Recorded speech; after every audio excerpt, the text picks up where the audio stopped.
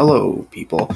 Welcome to Wrestling Around, episode 20, Selling and Crazy Match Types. Well, I'm your host, K. Clark KO, or Kel Clark, or whatever you want to call me, or army leader, or whatever. So, it's kind of modified here.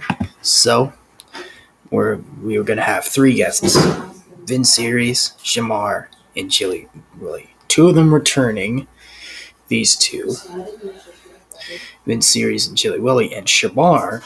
Well, Shamar, we've been anticipating this interview for a long time. So I'm going to be waiting on Vince Series when he's ready.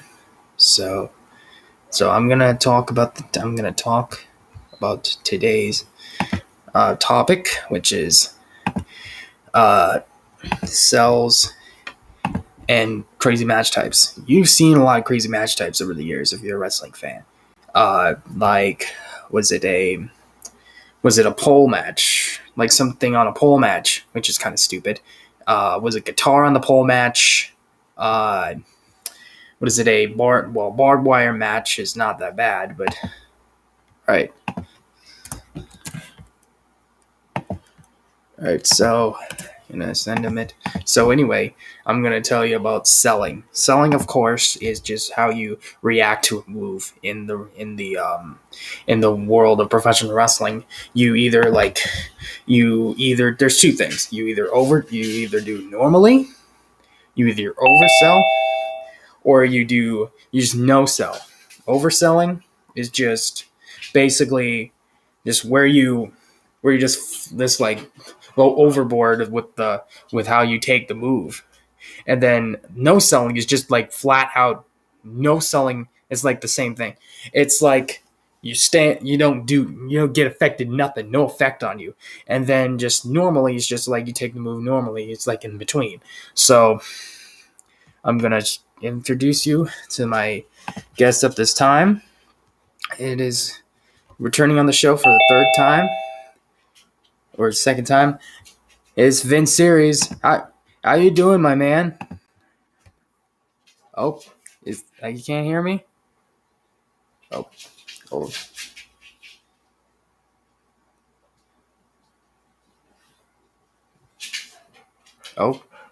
This is working? Got it.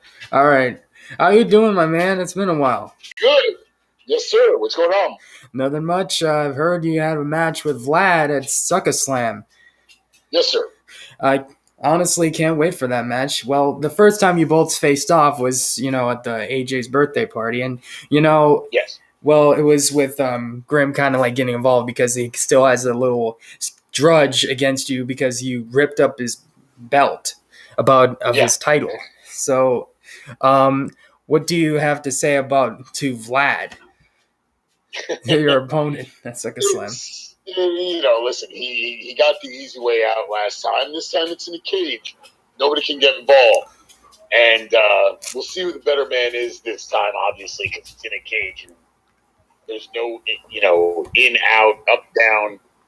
It's going to be just one-on-one, mano-a-mano, and best man's going to win.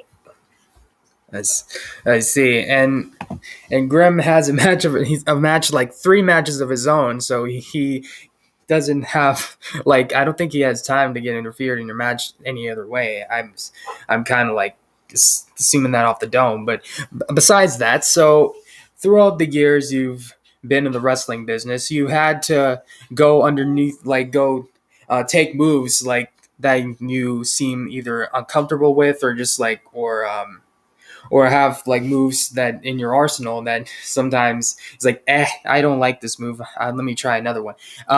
Well, there's something that you're of course familiar with, which is selling.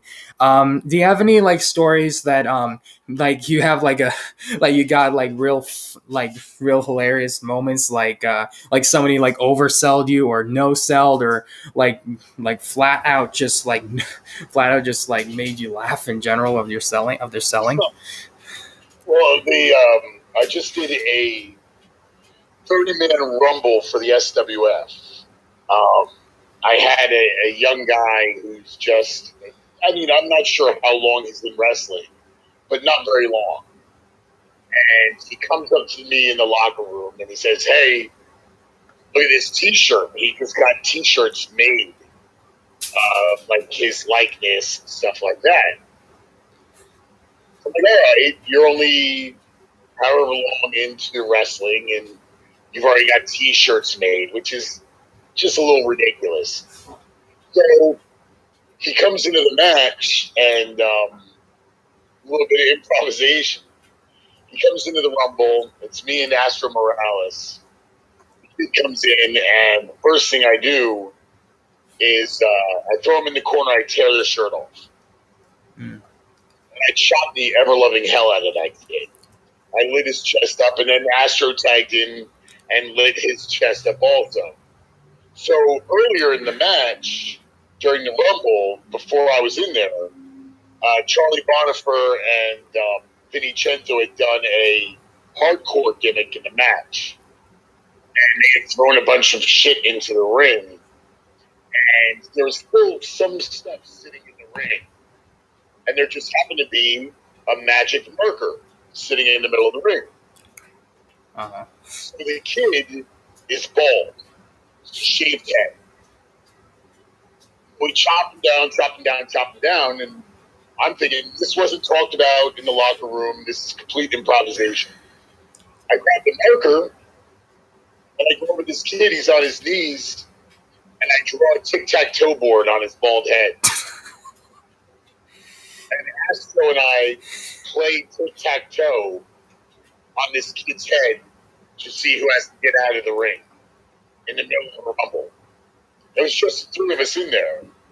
But Astro lost and he had to get out of the Rumble. So what you're saying is you and was it Chenzo just played tic-tac-toe with this? No. Chenzo had come in earlier, Okay. And he had thrown the stuff into the ring, and the stuff was just left over. It was me and Astro Morales had played tic-tac-toe on this kid's head. So you just threw him out with the. We played tic-tac-toe to see who would have to leave the match between me and Astro. Okay. And Astro lost, and he got out of the ring. I eventually won the Rumble. I see. You just like it's like put it on the tab. Just like hey, I just need winner loser gets over the top rope. It's like intentionally. Like I think Andre the Giant did it once back in the day where he left the Royal Rumble match and a couple of others. Well, there is moving on from that.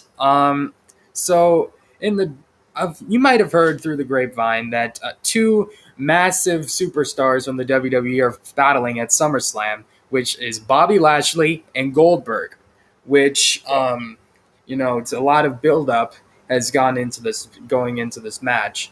Bobby Lashley being the almighty champion with MVP by his side, and Goldberg with his son Gage, and it's kind of like good stories. Goldberg brings his kid to the ring now?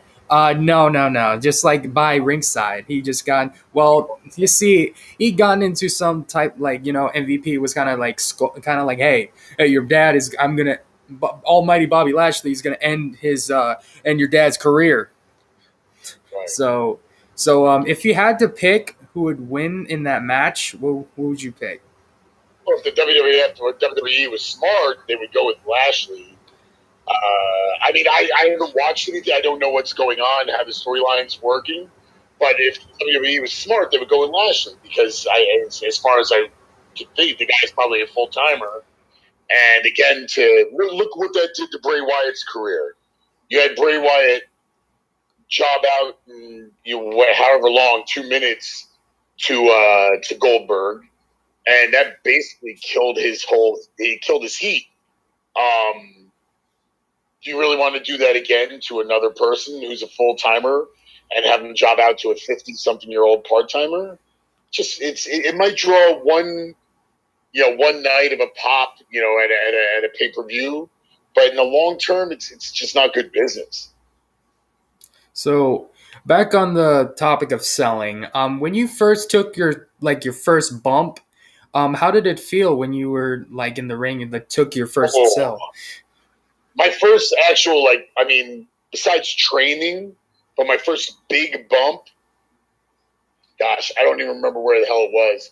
We're at some high school in way down in South Jersey, and I was still a relatively skinny kid, and I was under a mask, I was under a hood, working against some guy, some sloppy.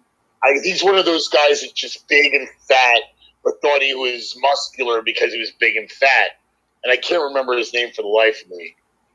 And he gave me a power bomb, and I was still too green to take a power bomb, and fuck all that killed me badly. Like my head bounced off. Like he completely just. Normally with a power bomb, you kind of guide the person down to make sure their head doesn't smack and bounce off the mat.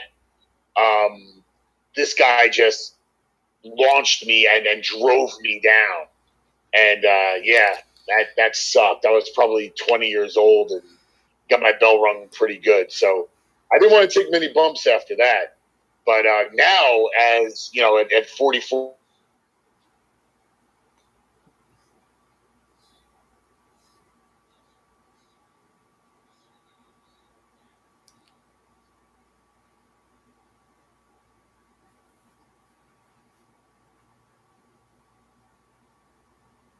I love to bump, and you'll see that at Sucker Slam. So in the middle of that, like, you know, the Zoom kind of like cut out, but I get what you're saying. Like you took a power bomb bump. When you was it like one of your first sells? You said you were too green, which I think meaning like, oh, you were still getting into the business and trying to like get in, like trying to establish yourself as a like somewhat of a star. And apparently he basically like Kevin Nashed you on the mat. Yeah, pretty much. I see. So moving on from selling, so the match types like you've been in, like extreme rules, hardcore matches, like normal matches, and steel cage that you're gonna have with Vlad. So what is one of the like the craziest like match types that you were ever like competed in or like didn't agree with almost? No, there's nothing like when I was first starting to wrestle.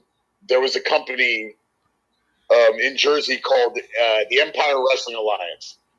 Small, well, relatively small indie group, kind of big, kind of small, whatever. I had tagged up with a friend of mine, this guy Ron, and we were still so green and at that time ECW was huge. All we did was hardcore stuff, and not the hardcore like today. Hardcore now, death match wrestling is a whole nother level compared to what guys were doing in 2000 or 1999, where basically it was just tables and maybe a little barbed wire and, you know, some bullshit like that. Now these guys are killing each other through plate glass windows and stuff like that, which was wild. We did a lot of hardcore stuff back then, and there's actually little clips online still from when I was a skinny 20-year-old hitting people with baseball bats and, you know, in front of a lot of people. And, you know, people, I don't know how we weren't reported to the freaking police at that time, because we were murdering each other in the ring at that point. And people hadn't seen it at that time. You know, outside of ECW, people really hadn't seen like you know, harder stuff. Now it's like tame compared to deathmatch wrestling.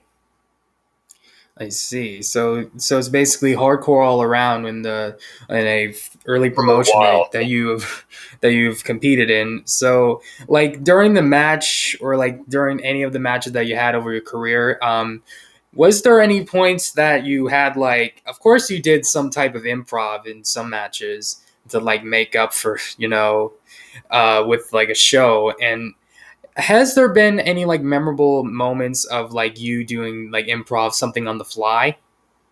It's all the time. Again, with the tic-tac-toe, like I just talked about, you have to be able, if something messes up, obviously if somebody botches a spot or something happens, you have to be able to improv. Either funny or serious, you have to be able to improv. And that's literally the nature of professional wrestling. You have to be able to work on the fly. And unfortunately, a lot of these guys that I've seen, that these kind of flip-flop and fly guys who they've got every spot down.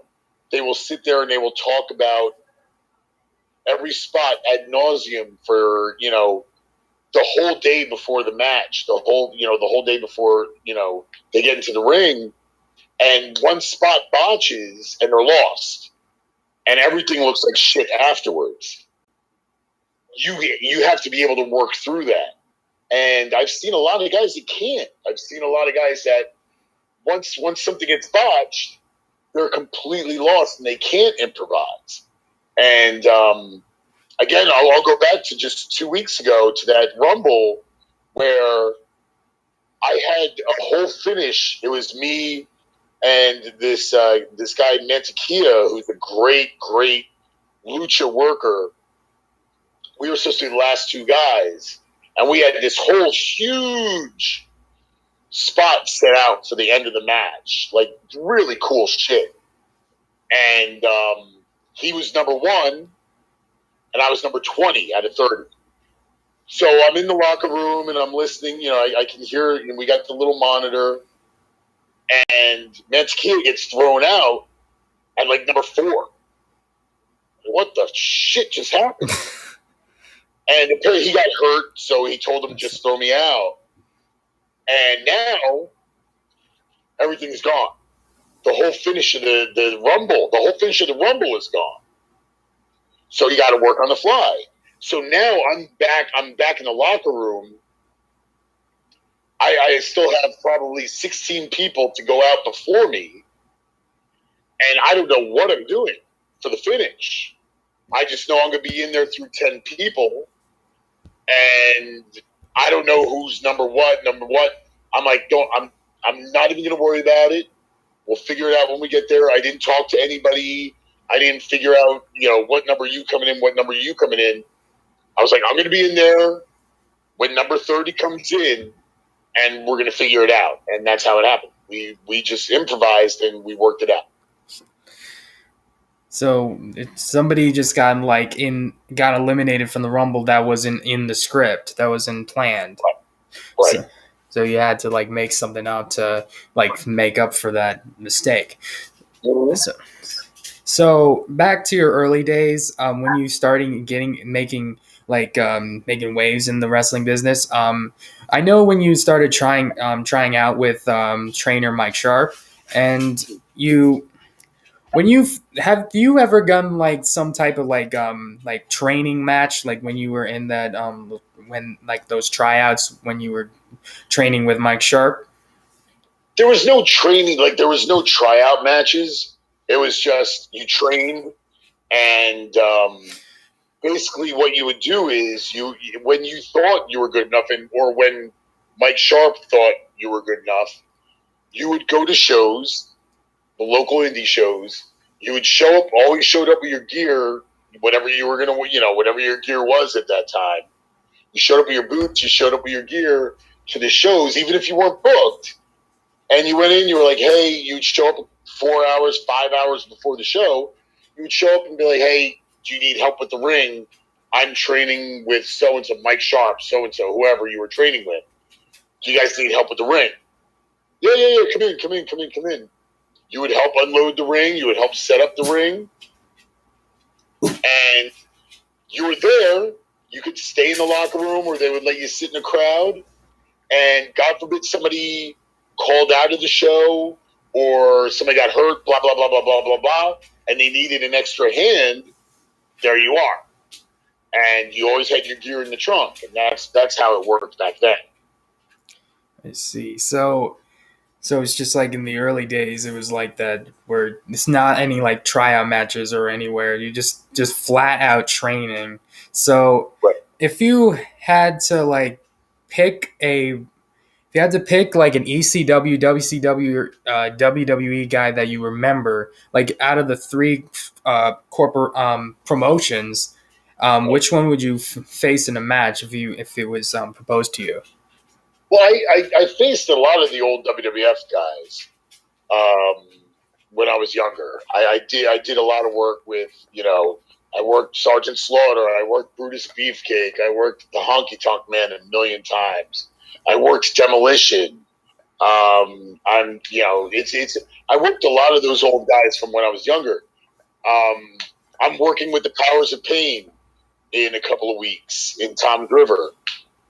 Doing a tag match, a 6-man tag where I'm tagging up with the Powers of Pain. It's hard. Like, listen, when it comes down to it, I obviously would have gone with Hogan. I would have loved to, worked with Hogan. As silly as it is, because you're going to job out Hogan, obviously. But no, Jesus Christ, and especially back then in the '80s, that's where the money was. That's where guys wanted to work. You wanted to work on top with Hogan. The WWF ran A, B town, sometimes even C towns. And the A town was headlined by Hogan. Everybody wanted to be on the A town show because the show would sell out because Hogan was on top. So Hogan would have been the guy by all means. If not Hogan, it would have been Rick Rude. It would have been Kurt Hennig. Those three guys. I see. Those are good drink. Those are good selections, brother. All right. Sorry, I just had to pull it out because a lot of impersonations are made of him. So moving on from that. So moving on to traveling on the road or internationally. Of course you've been through all around the states and possibly out of the United States. Has there been any stories that that you remember that that I don't know your luggage just got missing or something, or just has any problems getting through the airport or something? No, I never had any issues with luggage wise. I never traveled internationally because I was a single dad. I couldn't travel like that. I traveled around the country, but internationally I didn't. I couldn't because I had a young son at home and I was a single dad, so I couldn't travel like that when I was younger, obviously.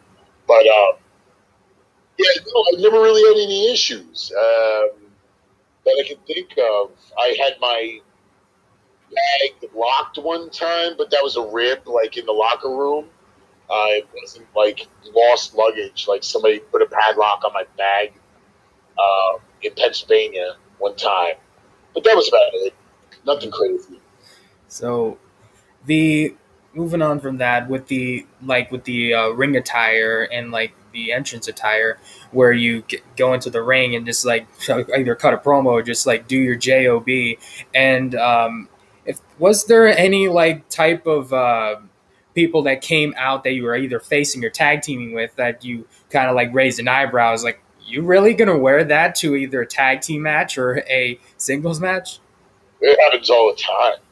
It still happens now. I'm surprised what people wear. I'm always surprised, and people will shit on me for saying it. I'm always surprised when people still wear kick pads. Boots aren't that expensive anymore. They used to be terribly expensive. They're not that expensive anymore. Buy some boots. Stop wearing sneakers and kick pads. It's just I don't know who made kick pads popular. To me, and it's a personal preference, I think kick pads look like shit. I've had the same pair of boots for 20 years, and they've lasted. There's no reason to just wear Nikes and kick pads in the ring. So that always bothers me. And honestly, people who have to wear T-shirts in the ring, it really kind of bothers me too, because if you have to wear a T-shirt in the ring, while you wrestle, if you wear a T-shirt to the ring, it's fine, and you take it off before the show, before the match. But if you have to wear a T-shirt in the ring, People care about your look, and your look is your gear. Body is your biggest piece of gear. There's no reason that you should have to wear a T-shirt as a professional wrestler. And that's, again, people shit all over that opinion, but that's my opinion. Yeah, they have to respect the opinion if they like it or not. That's the main thing that goes. So, like you've mentioned with the hardcore matches that you've had recently and had that 30-man rumble, in like type of hardcore matches, of course, you like gotten to like experience like get like you said a baseball bat or like a barbed wire bat or basically like a sledgehammer or all those types of weapons. Is there any like type of unusual weapons that somebody just like came out? I don't know, like the same like they had the marker, just like expected somebody to sell that. You know what? It's funny as it sounds. Of all the things I had been hit with when I was wrestling, like in these hardcore matches, the one thing that hurt the most, and I'm sure it's probably with the same thing with a lot of these guys that do these hardcore matches. It was a wiffle ball bat.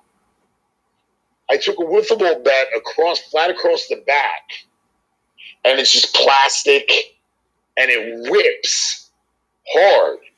And I was sweaty, and I had obviously no shirt on. I was barebacked, and the guy hit me with a wiffle ball bat as hard as he could across the back, and that hurt worse than anything I had ever felt. Was just a wiffle ball bat across the back. I've taken kendo sticks. I've done a million kendo stick matches. I would rather take a kendo stick to the back a million times over than one wiffle ball bat shot. So it was a plastic bat, a wiffle ball bat that hit the most, not the kendo stick shots that he took, or the barbed wire bats, or the sledgehammers, or whatever the ladders were. The wiffle ball bat is the absolute worst. Have you ever like kind of were like proposed to like wear like a different type of gear? I've done all the when I was younger. I had to put masks on all the time, so there weren't a lot of guys. Like some of these shows, somebody would drop out, something would happen, blah blah blah. I had to pull double duty a lot when I was younger, and I would go out. And I remember one time we were in Atlantic City, New Jersey, at this show. It was probably 1999 or so, and I had already done my match, and they needed somebody. It was a high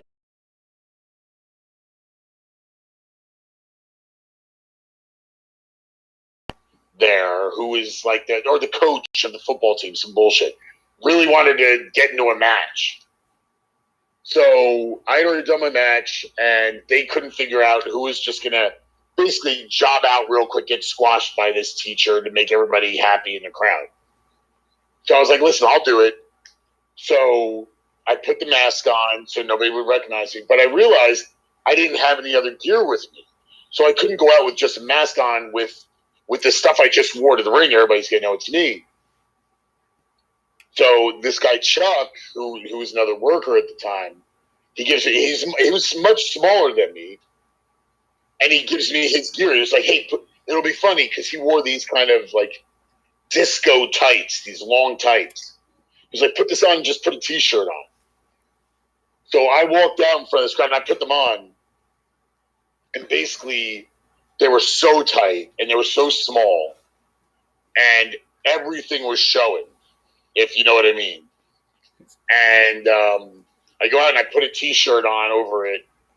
And as soon as I get in the ring, I'm working this teacher and I tell him, pick me up for a slam. And thank God somebody had showed him how to just throw a body slam.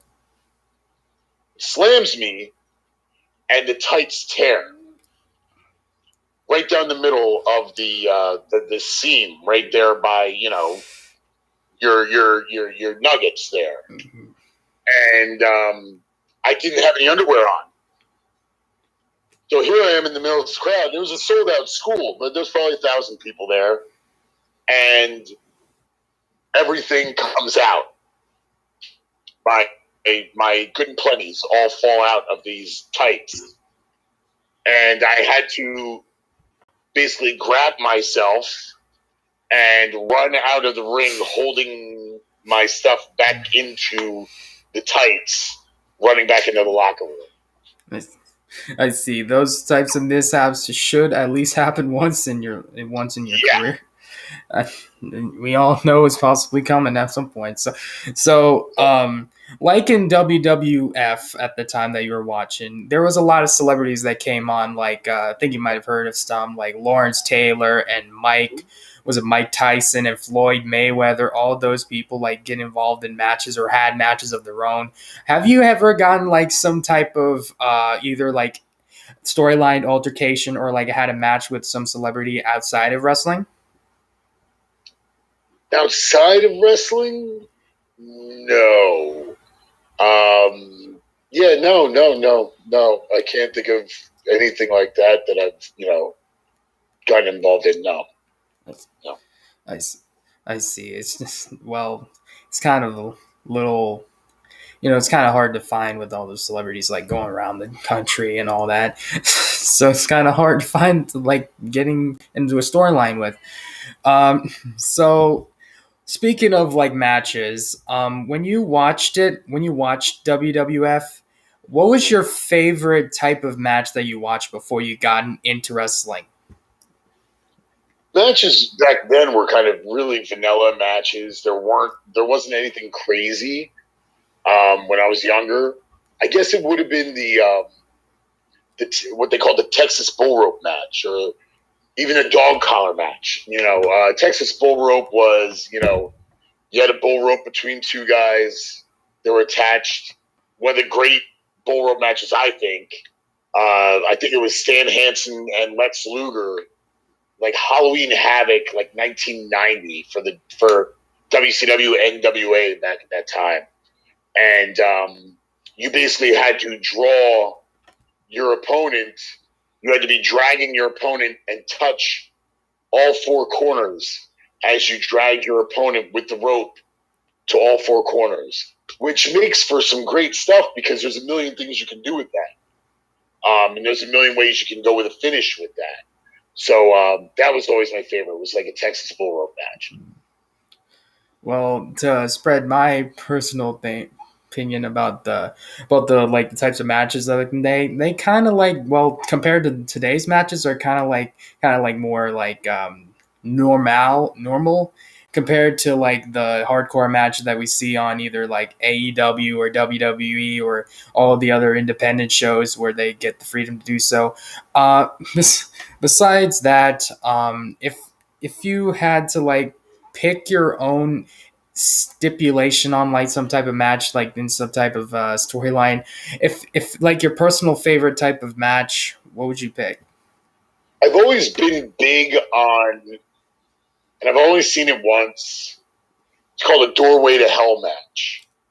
So what you do is you literally put up a door in each corner, like a wooden door in each corner. You lay it against the corner, basically like in the match I had with Vlad, where I set up the door and Vlad speared me through that door. It's like that, but you have a door in each corner, all four corners. And so the thing is, the match isn't over until all four doors are broken. The first three doors, it doesn't matter who goes through them. Anybody can go through them in the match. Doesn't matter how many doors get broken. First three, you're good, they're broken. It's the last door that's remaining. Whoever goes through that last door is the loser of the match. That's a match I definitely want to have. And that's a match that I'm definitely going to challenge somebody to. I'm familiar with that type of match because I've seen a match similar to that where was it CM Punk had back in the day, where with Umaga and just had like a Samoan strap match where you got to touch the top turnbuckles, like each of the four, and then you have to touch the last one. It's kind of different actually because if that's like a Texas Bull Rope match. match. I see. I know this. You might have seen this before during the Attitude. Might have been in the Ruthless Aggression era. You might have seen it, where the ring just kind of like collapses under itself. I think you might have seen it with Brock and Big Show.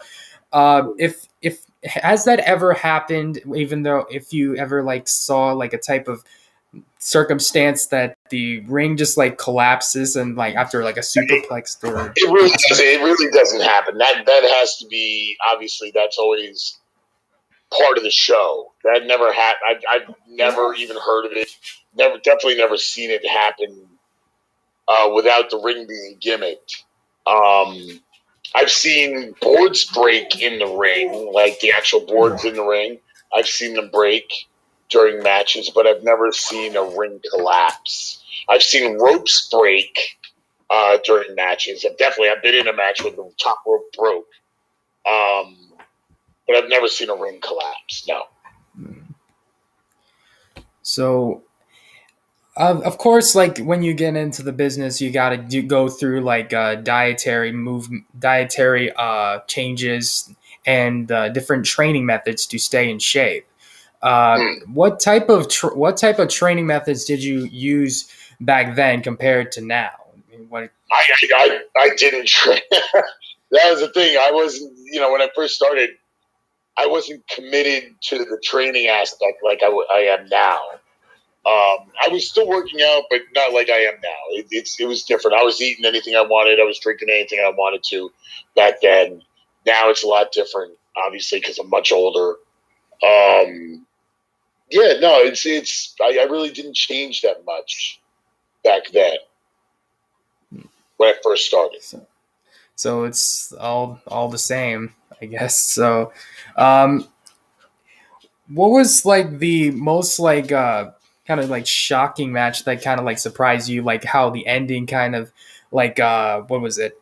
Kind of ending that kind of like got on the cliffhanger. Like I don't know, like a ref like counting the kind of like a screw job. The Montreal screw job. Has that ever happened in your career? Oh.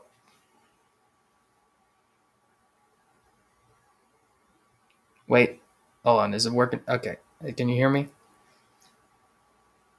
Is it... Okay, it's coming. You're coming in good. All right. So, what were you saying? In person or like on TV, like the WWF? Oh, so like on in person or like when.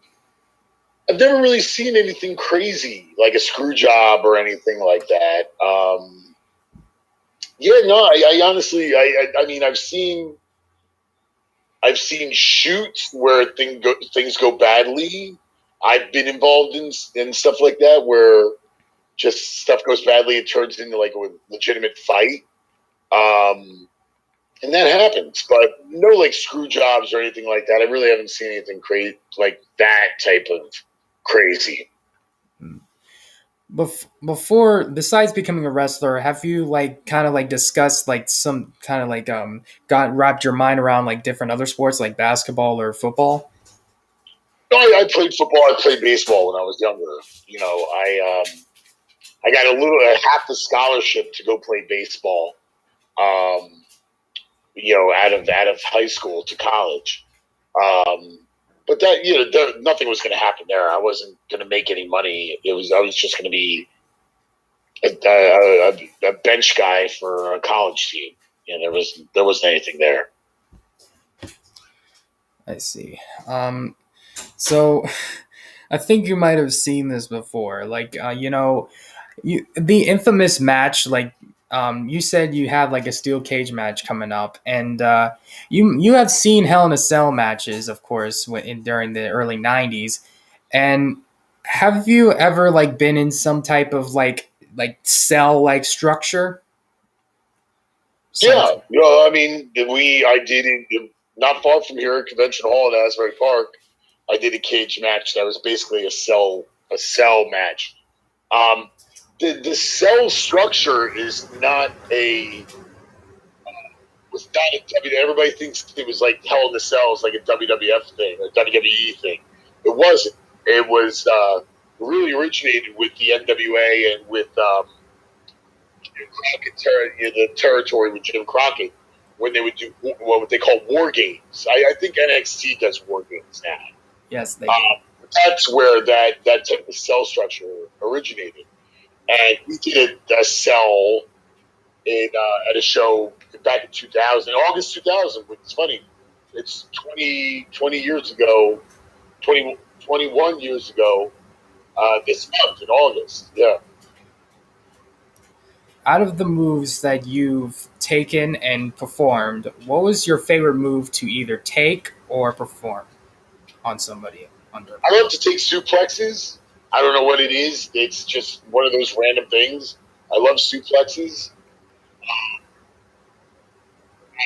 When it comes to giving a move, there's this thing they call a pass by or a pounce. And it's the simplest thing in the world where it's like a shoulder tackle, I think. It was from the side where like it's you're coming off the opposite rope.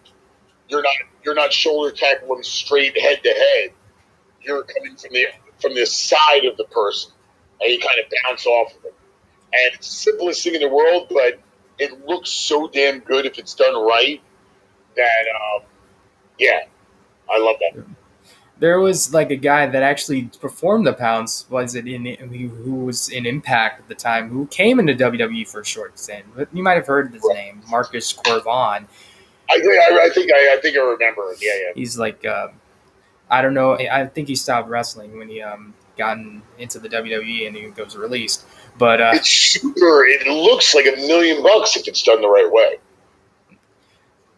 So, what is the most per se in your words overused the overused finishers that are like, you know, valued and back in the day, or like kind of underused finishers that like, you know, like make your own finishers? It's tough now because things that were finishers when I was younger are now just kick out spots are bullshit spots now. Like the DDT, Jake Roberts' DDT was the most devastating finish out there. Like no one got up. I can't remember. I think the first person that got up from the DDT was like Undertaker or something towards the end of Jake Roberts' career. The DDT was so big. Now everybody throws 900 DDTs a match. You think about Hogan's leg drop. Hogan drew so much money just dropping a fucking leg on people. Now everybody, it comes down to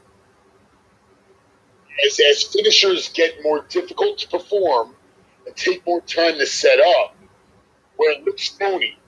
Like when something takes a ton of time to set up, you know that the opponent, the person who's being put into the finish, is cooperating, but it takes a ton of time to set up the finish. So it takes away from the I don't know, the feel of the match where you know the other person is cooperating for the finish. Also, the finishes are getting more dangerous. And that happens. You have to top each other every time. A new finish comes, and it's got to be more devastating than that last finish that almost killed somebody. So when is it going to stop? Like, when are the dangerous finishes going to end? When somebody dies in the ring? Like, so I think that the simpler the finish, the better if you can get that finish over. The Sky High, which I like to use two moves as my finish. Either the Sky High, which is just a sit-out powerbomb, very simple, very, very basic, just guy takes a back bump. Or for a submission, I like to use the Camel Clutch, which has been around forever. Very basic moves. No one's going to get hurt unless there's a freak accident. And they look good as long as they're sold the right way and as long as they're performed the right way. So there's no reason to kill yourself on a finish or make the finish look stupid because you can see the other person cooperating in it. When you start like go out of the dressing room to get ready for your match and like get in the ring and when they start the match, like going like spot to spot to spot, right. And like, you know, there has been some times like where somebody like kind of like like kind of like not work shoots but like shoots hard, not like like snug like you said. Yeah. But have you ever gotten like some type of receipt or receipt somebody a receipt for like going like either too fast or A lot. It's happened a lot. There's too many to count. It happens. It happens a lot. And you'd be surprised. It's people feel like that's not a common thing. It's a very common thing. Either the person just works a little too snug, and you catch an elbow or you catch a punch in the cheek, and you just tap them back with a receipt. They know it's their receipt. They know they got to take it, and it's done. Finished. You're good. Sometimes someone's not happy with the receipt, and then it gets a little crazy, and that's when things go awry. But, it happens all the time. It just happened not that long ago. At the Rumble, it happened. I had to give a guy a receipt.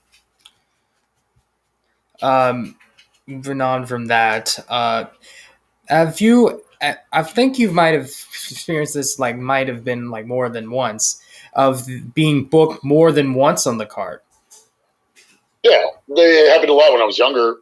I would work, without a hood, without a mask, and I would come out later in a completely different outfit with a hood on, with a mask on. It happened a lot. I would do double duty almost every show when I was younger because I was the only out of all the indie guys on the shows when I was younger. At least the shows I worked, I was the biggest guy, so they would send me out as much as possible. They put a mask on me, change my gear, send me out again. Then I'd come out without a mask and work again, blah, blah, blah. But I've done it a million times.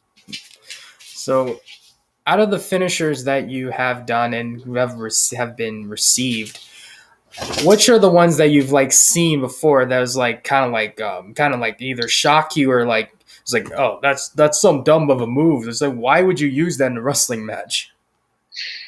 There's no. See, and I don't think there's anything stupid when it comes to a finish. Everything can be a finish as long as it's done properly and as long as it's sold properly.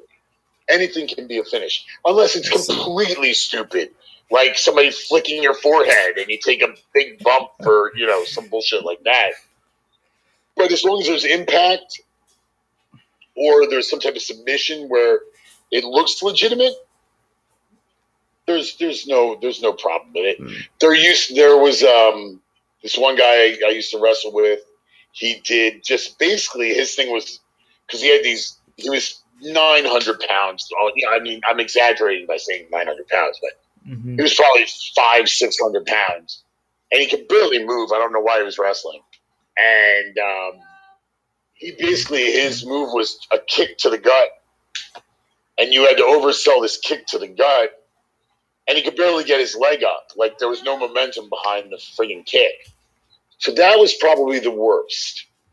The worst. Yeah. All right. I'll do one. So I'm gonna give you one more question. I'll be on my very way, and you can. So, out of the matches that you had overall, what was your like favorite match overall that you had? Either like your debut match or like a match that was like real like hardcore, like you've said previously.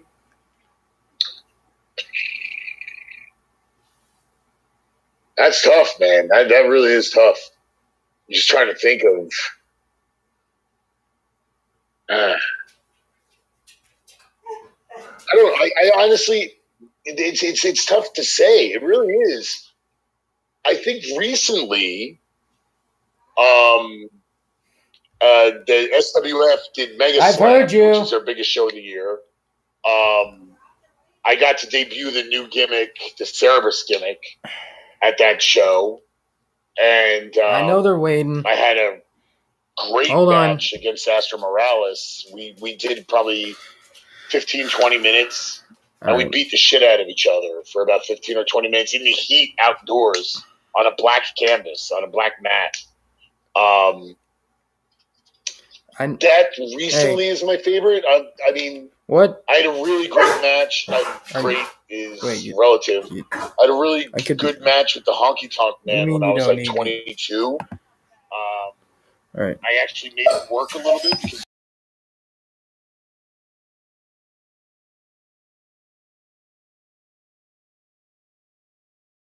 wrestled around with him, and we got into a little bit of a flow, and it wound up being a decent, really good match. So yeah, there's too many. I couldn't pick one particular one. All right. Thank you for taking the time out of your day to come out here again. I appreciate it. I hope to see you and Vlad in the steel cage at SummerSlam. It's going to be something else. I'll tell you that. We're gonna tear that cage down. All right. You have a good day. You too, buddy. Bye, bud. See you. Hold on, I'll be right back after these commercials.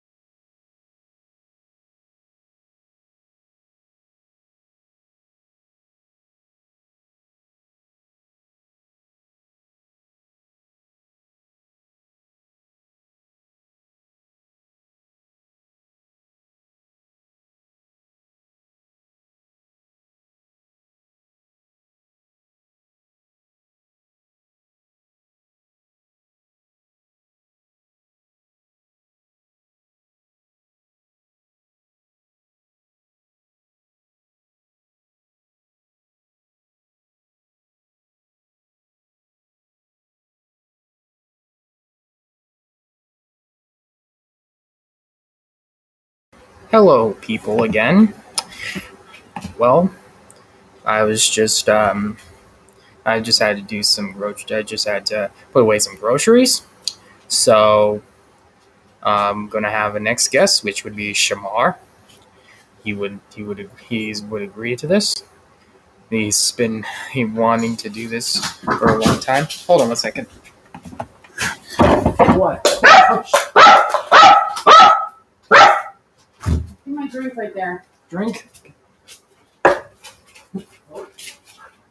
Right there on the counter. Okay. Right here.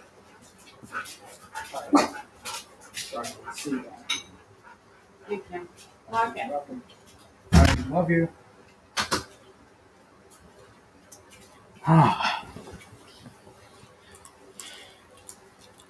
Well,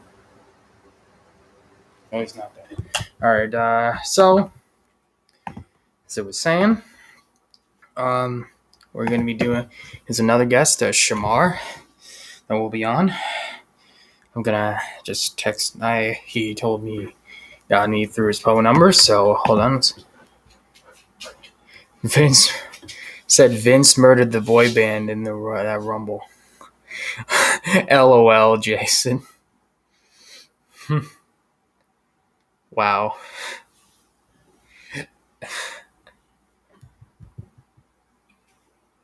All right.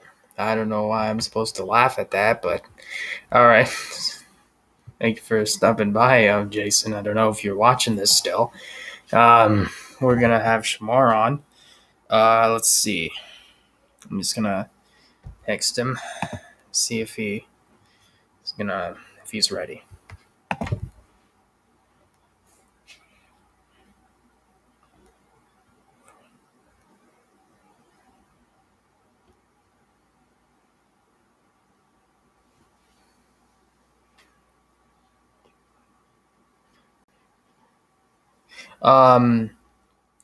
Jack Radford. If I create a game, would you play on stream? I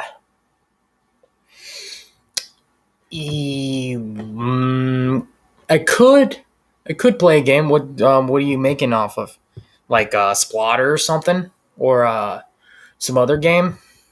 There's another guy that said he makes games, but I don't know if that's true or not.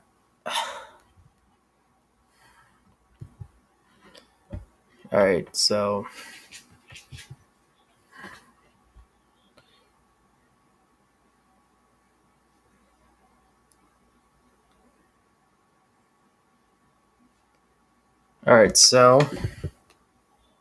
just gonna wait till his response, and we'll move on. Let's hope not that this Zoom will close me out for an activity before that happens. So he lives in the East Coast, so he doesn't really answers his Twitter DMs, I guess. All right, so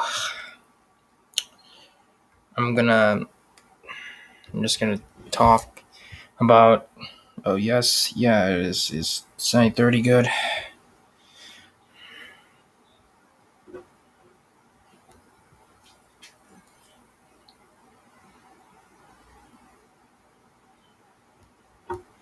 So he's just suggesting 9:30. Okay, no problem.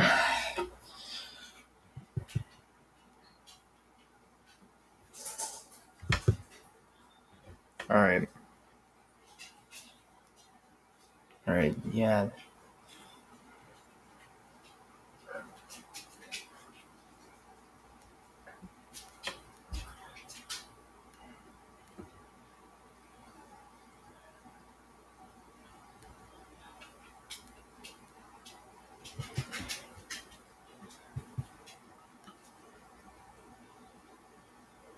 All right, so.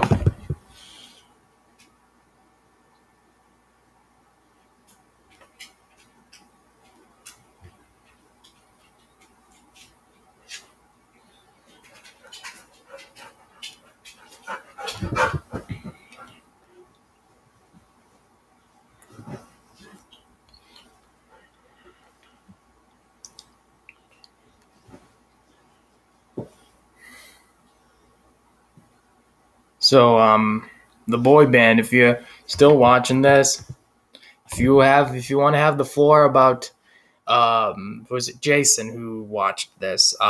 So if you're still watching this, Jason, uh, if you want to come back on and like talk about the anti-grim movement, that would be fine. That would be splendid. Since he said you were in the chat, you don't have to say yes, but okay. I know you have a lot of wrestling to do in the coming days or whatever. That's kind of the unexpected, So, all right. Anyways, as long as it's appropriate, Jack Radford. All right. So, I'm gonna mute my mic for a second.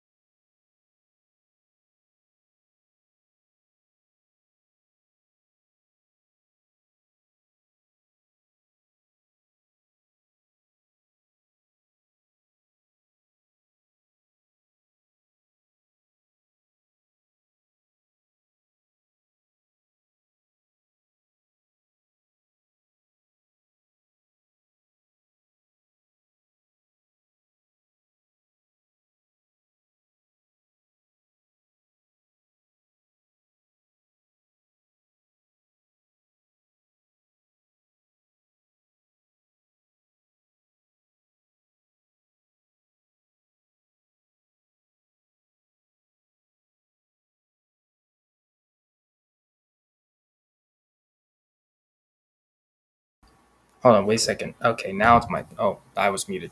So we're saying plus size pinup Jason, who has been on the podcast before. It's kind of when I was interviewing Vince, and he said he murdered the boy band in that Rumble. Just saying. So he has been on the podcast with his old buddy, his buddy Riley Daniels, Starthrob Riley Daniels.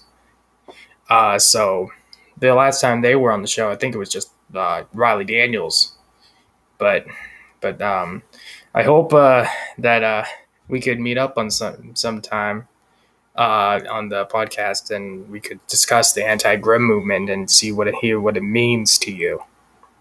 It means to like you, him, you, Riley, Goldstein, Isaac Scythe, and I think Ivy Platinum, I believe. And Jungle Jim. I forgot about Jungle Jim. But anyway, enough of that. So I'm going to wait here. I guess I'll talk about the recent not up to date much, about my overall feelings about the WWE in general, or at least WWE what's up to date now. RK Bro is back, which is kind of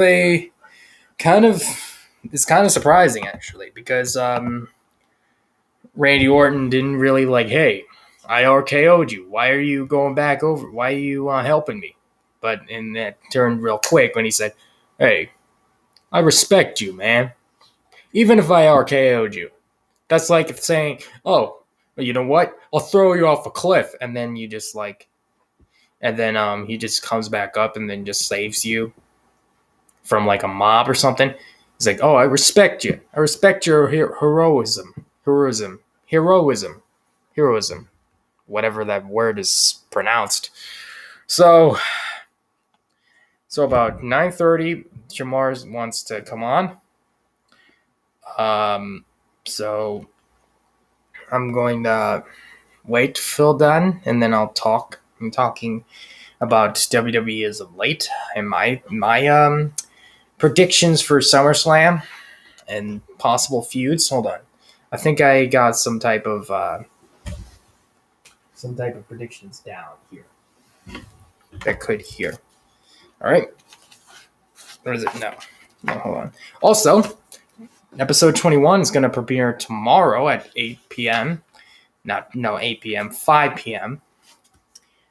So 5 p.m. is going to be with Dwayne Bruce, the head trainer, and a former WCW superstar, a WCW original, I might add, because I think they try to reinvent WCW as a second brand, but nope, no. But anyway, let's trying to think here, trying to look here. Okay, so. What is my predictions for SummerSlam 2021? So, SummerSlam 2021. First, RK Bro versus AJ Styles and Omos. Omos and AJ Styles have been a great couple when it comes to tag team. Not no homo. But AJ Styles and Omos, kind of like AJ's been losing on singles matches. Or at least he hasn't as of late because he beat Riddle. Styles is like kind of like getting up in that age where he's contemplating retirement, but he loves the business, I guess. And Styles and Omos hasn't been beaten in a match, but I think if my calculations are right, RK Bro could actually win the Raw Tag Team titles. That would make a storyline pop. That would make the storyline way more juicier for RK Bro to win the Raw Tag Team titles and defeating like a giant like Omos. Even though Omas has been on the main roster for like a few months, since April. Since April, so it's April, May, June, July, August. So about 5 years. 5 months, I meant. Not years. So RK Bro will win the tag team titles. That is my prediction. Next, Bianca Belaire versus Sasha Banks. Sasha Banks came back after, seemed to be like a few months again since WrestleMania. He hasn't been really shown much. She hasn't been shown at all, I don't think. Here's the thing. Here's something that would possibly shock some people. Or maybe not really. Because Bayley said, I will challenge you on my own terms. Because Sasha Banks could possibly, theoretically, win the SmackDown Women's title from Bianca Belaire and have a rivalry with Bayley again. But I believe that Bianca Belaire will win retain the SmackDown Women's Championship because Belaire is like really a top guy when it comes to the top person, like to the top woman in the women's division. Besides Becky Lynch, Bianca Belaire is one of the most impressive workers in the business in WWE alone. But here's the thing. If Bianca Belaire loses, it would be Sasha Banks versus Bayley. It could be the legit boss versus the role model, the former hugger. Also, there's also some other stipulation. There's also some other storylines that could possibly possible feuds to actually get in the fire. So my overall result, the prediction is Bianca Belaire retains the championship against Sasha Banks. If they book it another way, it would be Sasha and Bayley again. Nikki ASH versus Rhea Ripley versus Charlotte Flair. Nikki ASH has been in the been on WWE for like 3-4 years. I'm not trying to underestimate her, but she was one of the most underrated people on the roster. Underrated people in the women's division. The Iconics, out of existence. Heavy Machinery, out of existence. Hurt Business, out of business. Jack Radford, you can make that game. Maybe on Sunday I could possibly play it. Maybe like a glimpse if I decide to do a game night. Next Sunday, or Saturday, depends. Um, so I think that Bianca Belaire will win against Sasha Banks. So Nikki ASH, been part of Sanity, the only living portion left that is on the main roster. Sawyer Fulton, NXT UK, or is it NXT? Eric Young, kick to the wayside. Alexander Wolf, NXT, and I think that was it. I believe. Is it? No, Killian Dane. Or Damo, I think. Big Damo, he was being called now. He's released. So Nikki ASH or Nikki Cross compared to Rhea Ripley.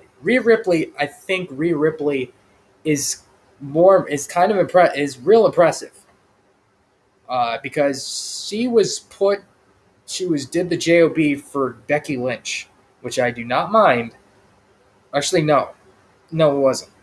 No, Shane, I'm thinking, but Rhea Ripley lost to Charlotte Flair lost her NXT Women's title, which I think is questionable because Charlotte Flair may be one of the best in the women's division today, but do you really have to overpush her?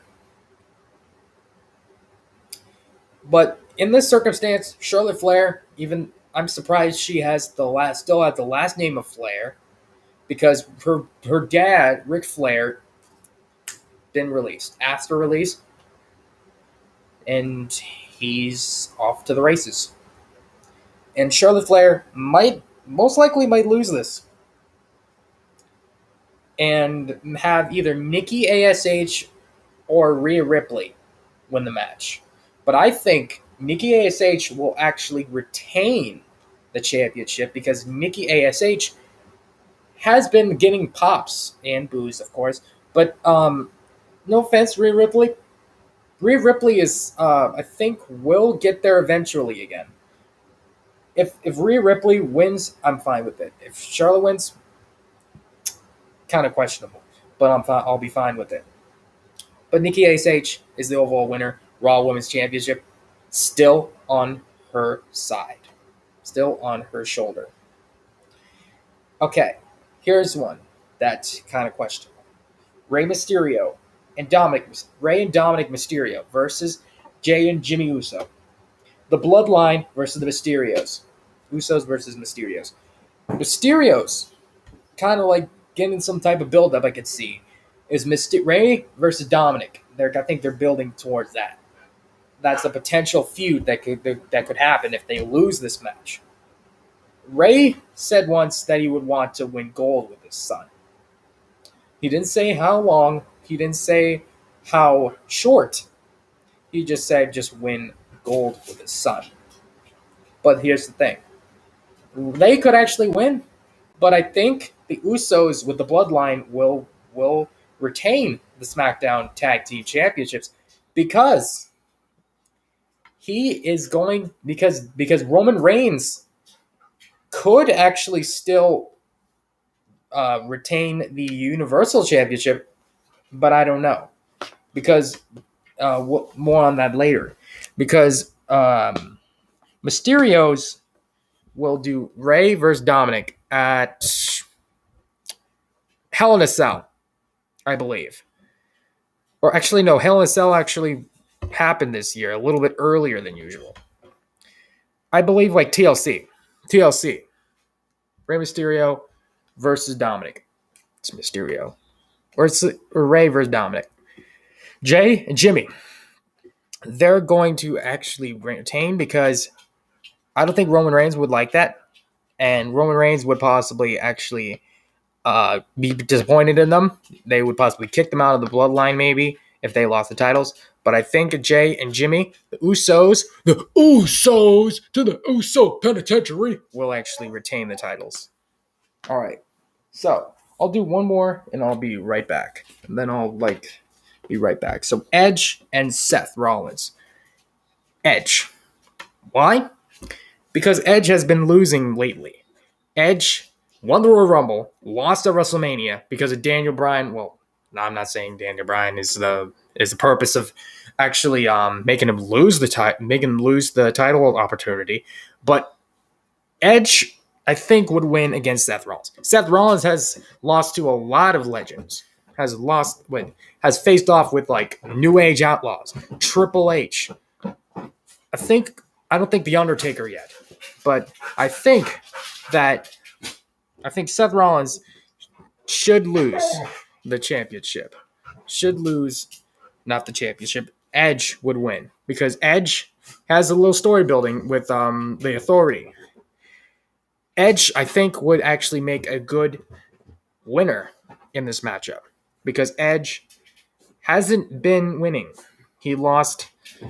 He lost at Backlash, which I do not mind, and suffered some type of tricep injury, and came back, won the Royal Rumble, won against Randy Orton, and I think won against one of the Usos. But I believe that, or actually might not have been losing lately. I'm kind of like confused. I think he will get the dub because Seth Rollins doesn't need a win over Edge because it's kind of a little dream match, and Seth Rollins has a lot of people to get his expertise in the Embrace the Vision, the Seth freaking Rollins persona on to put more feuds. So Edge would get the dub on Seth. Edge would get the dub on Seth Rollins. That's what I would think. Actually, I'll do one more. Alexa Bliss versus Eva Marie. Eva Marie, really? Evolution? I haven't really known much about you except you kind of undersell. You kind of like undersell you just I just like get my face here and I just go off the top and just go off the apron and it's going to be eliminated. No. Really? You may have been improved with Dewdrop, but really? I don't think Alexa Bliss has already been through enough. Alexa Bliss, she lost her partner, The Fiend, at WrestleMania, and then just turned on The Fiend with him being released.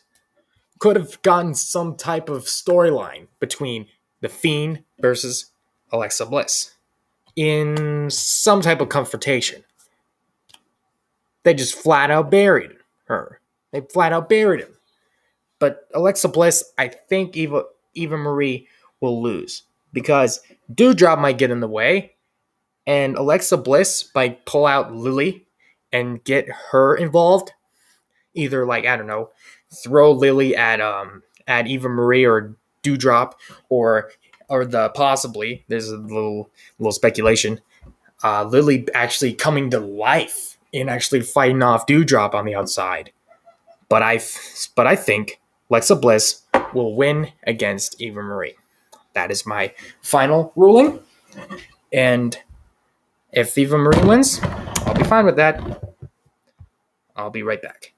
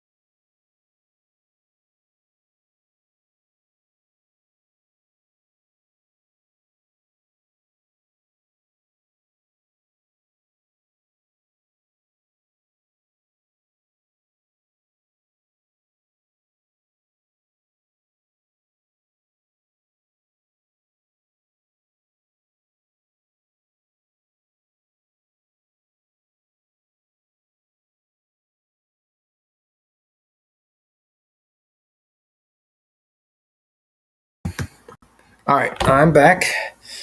It is currently raining outside, so I'm just gonna get back to my predictions for SummerSlam, and where I left off, where I just finished Edge versus Seth and Alexa Bliss versus Eva Marie. I'm gonna say this: Eva Marie. No offense to her of her selling and stuff. She has improved in the ring, but she needs to just. It's not her time yet to get a victory, or at least hasn't gotten a singles match. This is her first singles match back, I think. So I think that I think that I think Eva Marie is not going to win yet, but maybe get her win back a singles match. Either way, I would respect the decision. All right, so Damian Priest versus Sheamus for the United States Championship.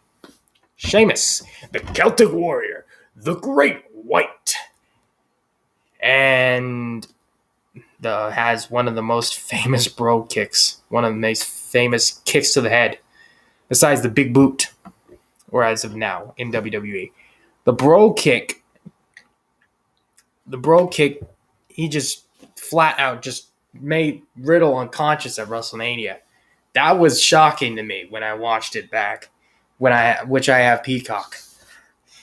I think that Damian Priest would win the United States Championship because the build-up between Miz and Damian has been going on for a long time. Damian Priest, I think that he would actually go over because Priest been squirted with the dripstick, no sold it, and just did the dim the lights or the reckoning. I believe it was. I forgot what the name of it is. I think it's The Reckoning. It's Dim the Lights, maybe? Okay. Damian Priest will win the United States title off of Sheamus. Because Sheamus, I mean, I don't think I see him winning. It wouldn't make sense. For, like, no offense to Humberto Carrillo and Ricochet. Humberto Carrillo and Ricochet have been in the undercard for a while now, since Ricochet's loss to Brock Lesnar and Humberto Carrillo's loss to Sheamus, been battered down multiple times. But Sheamus is not going to go down in the light, though. I think Sheamus has something coming in his future. And I'm not saying his future endeavored, but has another storyline maybe down the line I cannot think of. But I could say that will be great. But Damian Priest, new United States champion. Moving on. It is one of the main events. Actually, no, I'll move on from that. Drew McIntyre versus Jinder Mahal in a one-on-one match without Veer and Shanky by Mahal's side. Drew McIntyre will win, theoretically, because Drew McIntyre has been on, just lost the Money in the Bank ladder match due to Mahal's interference. Well, indirectly. Veer and Shanky basically just interfered first. Then Jinder Mahal just clocked him over with some type of weapon. I forgot. I'm just kind of a little tired, but I'm gonna get through this, and then I'll kind of after this podcast, after I go through Shamar and Chili Willy, I'm gonna go to bed after this. So, besides that, moving on. Drew McIntyre, been two-time WWE champion. I honestly don't think he would be a third. I bet against him in WrestleMania, but Bobby Lashley won, which I'm actually proud of. Actually, no. Bobby Lashley actually won the Miz him forcing him to defend his title against Bobby Lashley, which is great. Generally, Bobby Lashley with Goldberg, all that, but I'll get to that later. McIntyre, I think, has a good storyline with McIntyre and Mahal, but Mahal could actually win with maybe by disqualification, I believe. But other than that, McIntyre will hit the Claymore 3, 2, 1, 2, 3. And that would be the end of that. Next would be Goldberg versus Bobby Lashley for the WWE Championship. Goldberg with his son Gage in the audience. And what is it?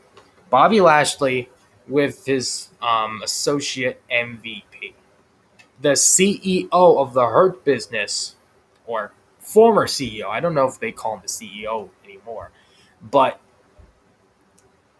Bobby Lashley has been built up to be this monster heel, which I actually love. And him beating guys like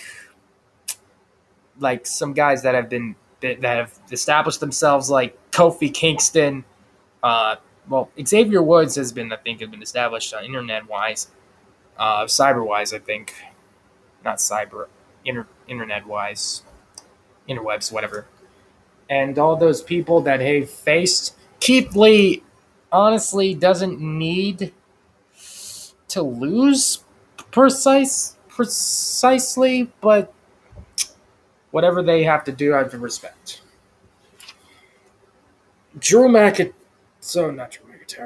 Bobby Lashley will win and retain the WWE Championship. I'll tell you why. It's because Goldberg, even though I have I'm getting eaten this little storyline with his son Gage getting traction in the feud, not getting physical, but getting traction, getting all this stuff, hyping up his dad and being by his side and being his son and everything. Bobby Lashley could not. I'm not going to say squash Goldberg. I think that Goldberg could actually put up a good fight. I think it would have a long match, maybe. Not with The Undertaker. But I think it would have be a longer match than usual. Longer than Goldberg versus Dolph Ziggler. Definitely. So, Bobby versus Goldberg. Bobby Lashley is going to retain. The main event of SummerSlam is Roman Reigns versus John Cena. The Tribal Chief versus the former face that runs the place, and the Hollywood movie star that nobody really cares about except his "you can't see me" and "your name is John Cena" and all the memes and all that. John Cena, well, of course, the Peacemaker recently in the Suicide Squad movie, but I'm gonna take this. I'm gonna say this: John Cena has been he's a 16-time world champion. Ric Flair, same thing, 16-time world champion, well, at least WWE standards. But WWE Vince McMahon would just go "Hey, Rick, you really want to turn on me, Vincent Kennedy McMahon? You know what? Fine, leave me. I'm going to make John Cena make you look like a corn in the corn cob. You're basically worthless. Only one corn out of an entire corn cob. You're nothing compared to John Cena. Yeah. Big sweaty man. Yeah. That's basically what's going to happen. But Roman Reigns might actually have some backup in the match. But I think John Cena might actually have some backup too. John Cena will win against Roman Reigns, and I'll tell you why. Like I said, vindictiveness of Vince McMahon. Vince McMahon just cannot stop holding grudges against people. I think I've established Ahmed Johnson on here explained that he could Vince as a grudge against him of possibly not being in the Hall of Fame. I don't know. That's his words, not mine. But I'm going to say Roman Reigns is not going to lose clean or in a squash match, but Roman Reigns will have a good fight with John Cena. John Cena, I think, will win for a little bit. Not for a long time like Brock Lesnar. But John Cena will win it. I'm going to say that. John Cena, the fan favorite as of now. Roman Reigns will lose, in my own opinion. If Roman Reigns retains, I'm all for it. All right. So, that is for the match card of SummerSlam. I'm going to say that SummerSlam is going to be a great show, to say the least. And AEW Rampage, I think, might be happening shortly. And SmackDown is happening right now as we speak. I'm going to watch SmackDown. Not right now, but later on, maybe tomorrow, because I don't know why I put myself into this, but I'm going to have to go with it anyway. I just want to do all this and all that. I just want to, try to see if I could do it. But I'm going to do it. I know it's real close. I'm almost at the finish line. Enough of my breath. Enough. So here's the potential feuds that I'll list. Miz vs. Morrison. Recently on Raw, Miz faked an injury. I think he faked an injury because he kind of pushed Damian Priest because Damian Priest was pressing his buttons. And Miz was like, you know what? I hate this. I'm tired of this. I'm moving out. I'm going. And I think Morrison portrayed his back on him. Morrison and Miz, maybe not SummerSlam, but I think an upcoming pay-per-view, which I would like to see. So Miz versus Morrison in any type of capacity would be a banger. Next, Eva Marie versus Dewdrop. Because of obvious reasons, Eva Marie might lose. She doesn't care about anything but herself, obviously. But Dewdrop is kind of more aware of Alexa Bliss's Lily. And, Eva Marie's not all for it. But, that's a heel in the wrestling business. But Eva Marie just, doesn't worry about it. It's Eva Marie! And the winner is Eva Marie. Even though she didn't compete completely in the match, she just was legal. She was actually in the match. So Corey Graves says, if Eva Marie wins, everyone wins. Omas versus AJ Styles. Omas, AJ Styles Omas might actually screw up. Might actually be defeated. Like I said, hasn't lost before. Omas, I think, would go against AJ Styles. Maybe a little, not right now, I don't think. But maybe long down the line, maybe November, I could see it. But I think Omas would go over. Even Dewdrop would go over Eva Marie. Maybe Eva Marie with a distraction. Miz and Morrison. Morrison would go over. Mysterio and Dominic. Ray and Dominic. Ray wanting to tell Dominic is hold on. Get out of the way. And, making him aware that Dominic needs to win the match for his his dad and all that to get the SmackDown Tag Team titles again. But Ray and Dominic would make a good blockbuster worthy match at somewhere down the line. Maybe the end later this year, or maybe next year. That's what I think, and I think Dominic would get the dub. Bobby Lashley versus MVP.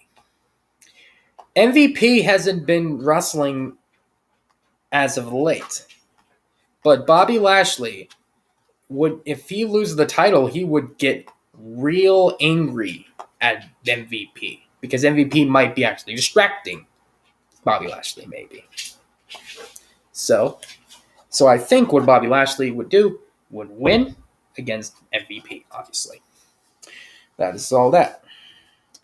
Bobby Lashley versus Brock Lesnar. Lesnar hasn't been on television in a while. Hasn't been contracted, I don't think. His contract expired last year.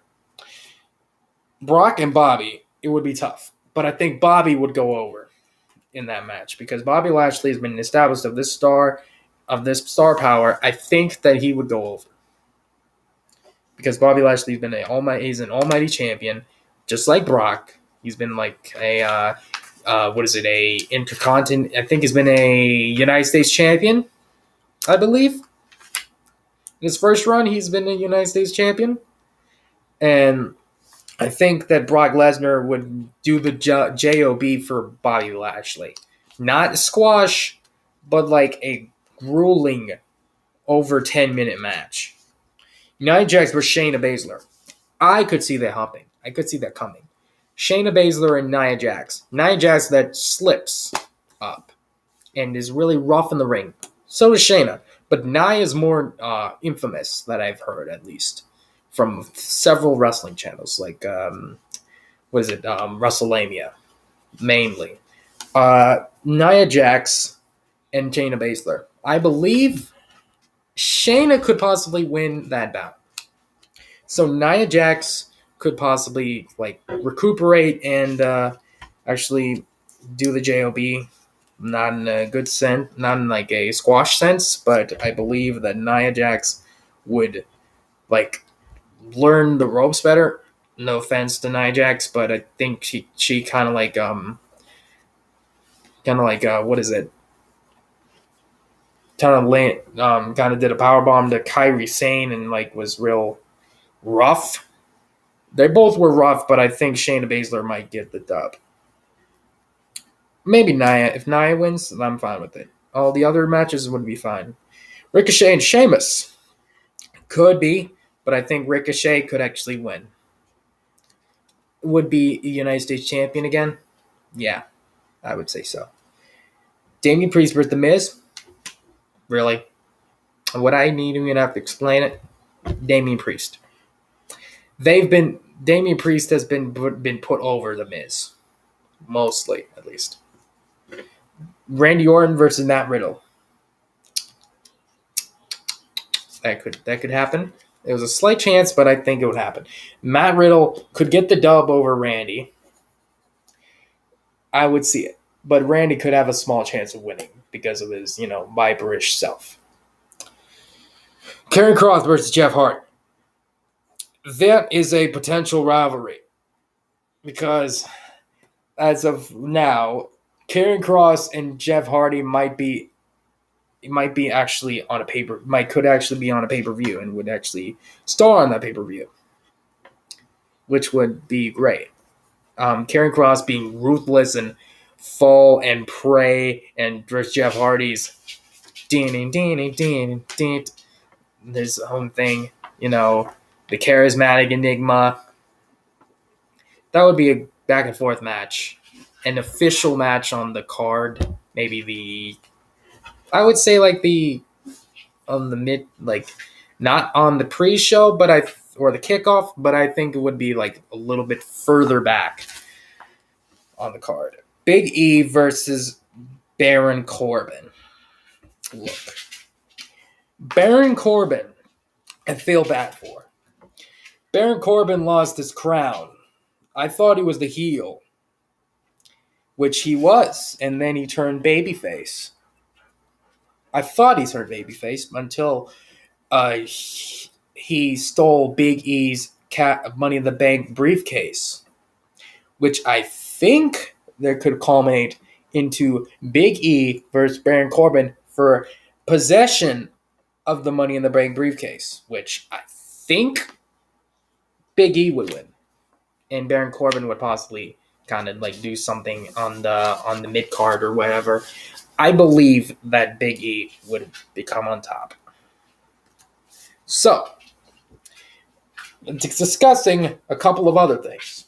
CM Punk could return on Rampage or whatever, wherever down the line we're in AEW.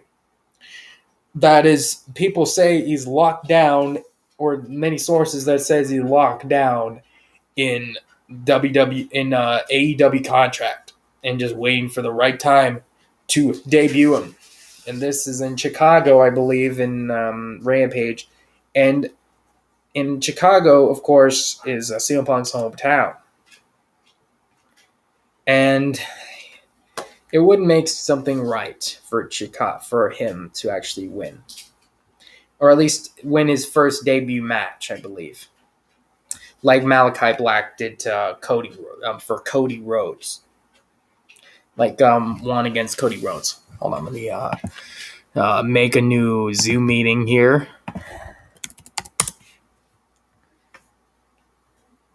All right.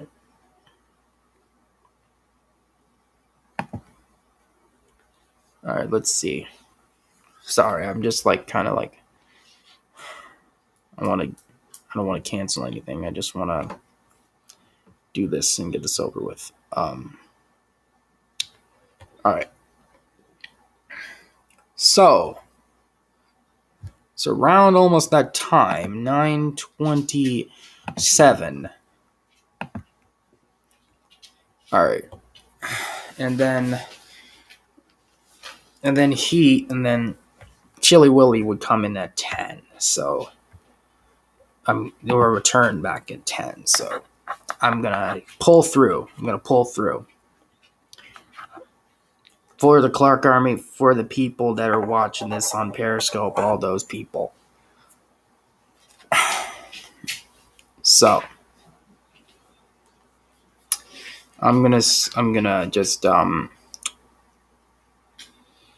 text Shamar and tell him that it's going to be happening. It's real soon, about less than 2 minutes now. My gosh, I have red under my eyes, but I think it's because of the lack of sleep. But I'm going to sleep tonight after this is over. I'm going to do what I have to do. All right. So. All right.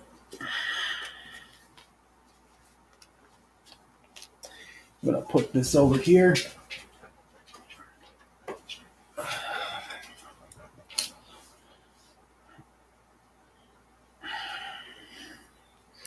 I'm just going to do this.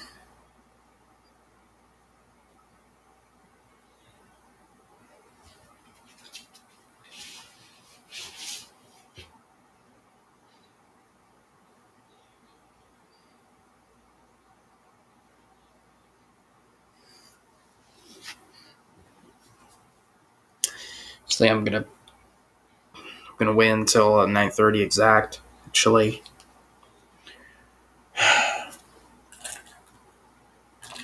all right.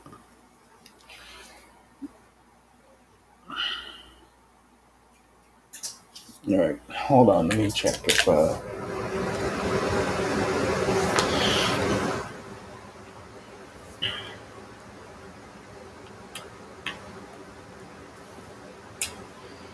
right, hold on. Let me check if much. Hello. Hello. No. Hey, Dewdrop. Hey, back. Get up, back. Get up. Hey, Rocky. Rocky. Down, Rock. Down. Down. All right. All right. On down, Rocky. The doggos. All right, so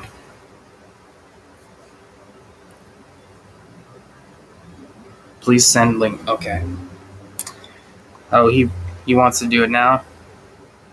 So I guess we'll do both. I guess at the same time. It's 9:30. I'm gonna.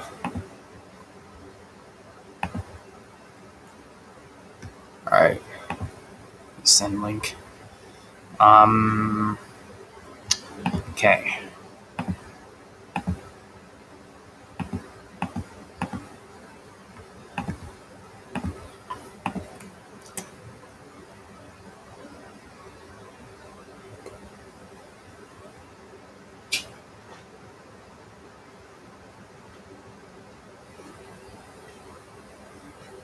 All right. I'm gonna wait until Shamar comes. Oh wait, hold on. Let's fix that. There we go. I'm gonna wait until here's this. All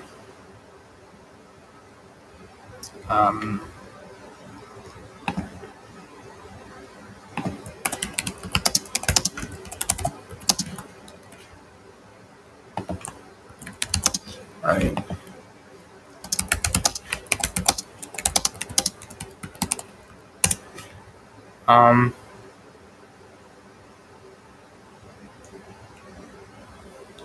All right.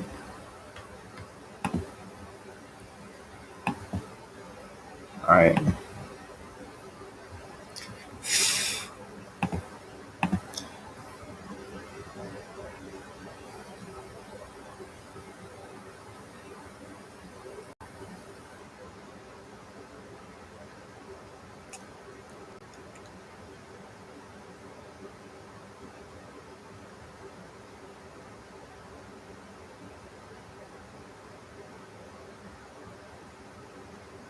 Okay.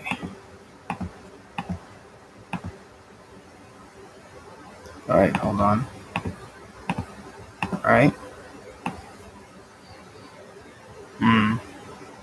It's kind of inverted. All right. I'm gonna have to let him know.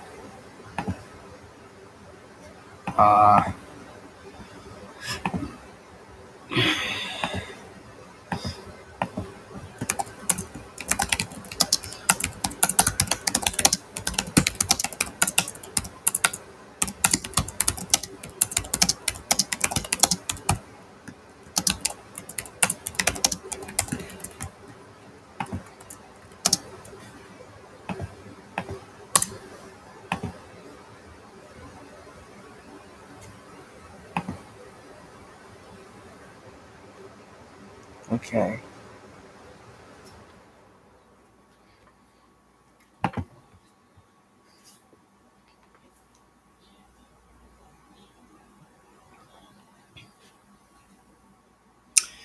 All right. It's 9:30.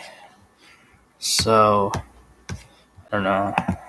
I should manage this. All right.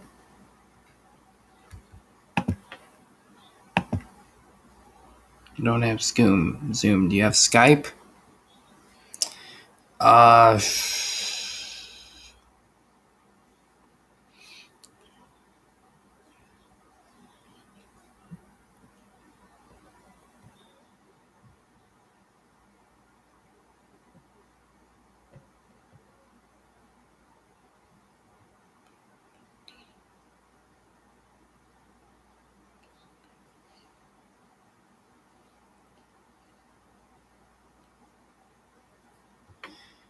All right.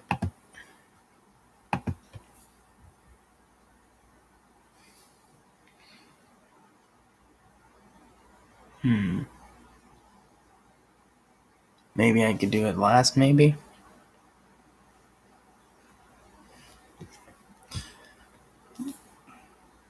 I don't know. He says he doesn't have Zoom. He's asking me if I have Skype. And I used to use Skype a lot. But not anymore. Okay. I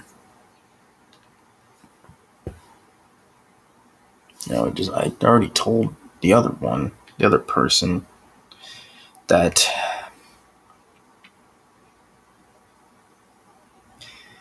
all right.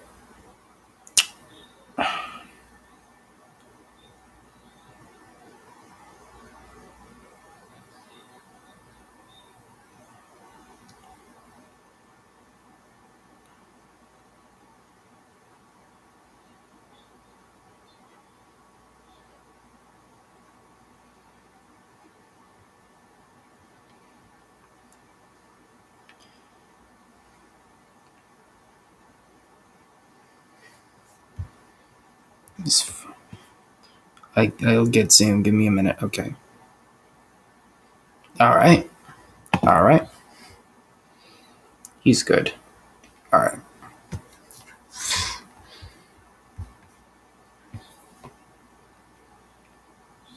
It's kind of getting a little.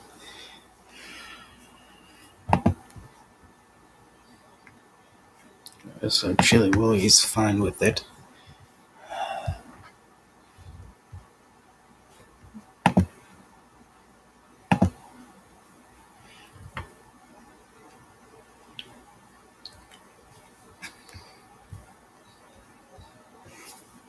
All right.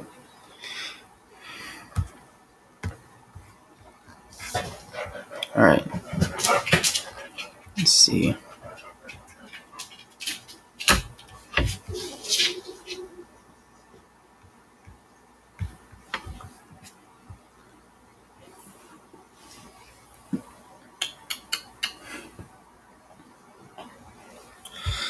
All right.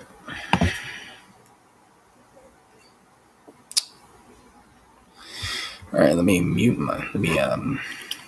close my webcam. Oh, Rocky. Oh, you liquor. You're a liquor. Oh.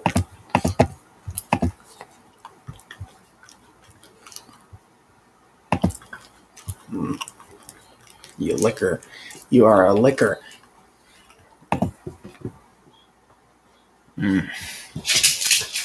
All right.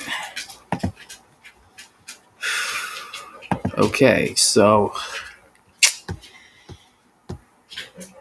he's fine with it. So I'm gonna wait until both of them join.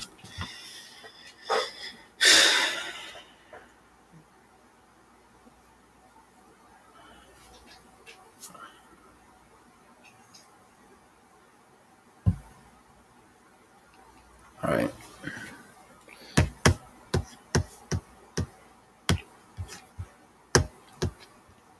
Okay.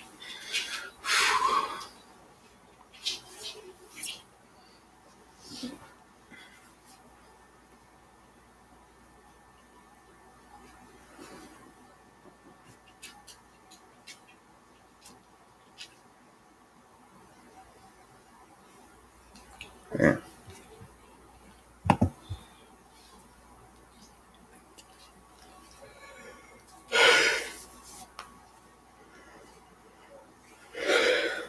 Ugh. Boy, I'm tired.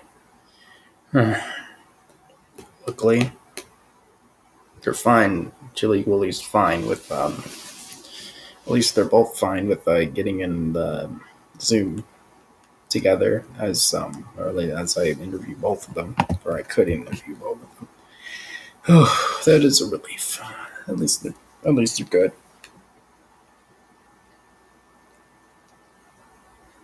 All right. I'm gonna wait until I get a notification. I'll just quick ran to the bathroom real quick. I'll be right back.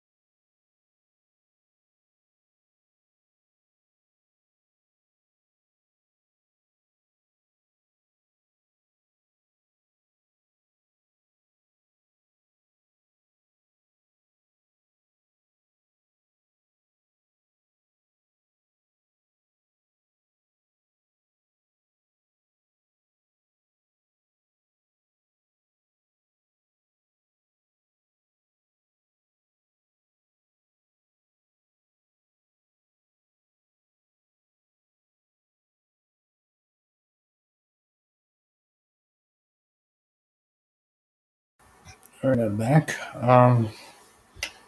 All right. So, just gonna get in the position. All right. All right.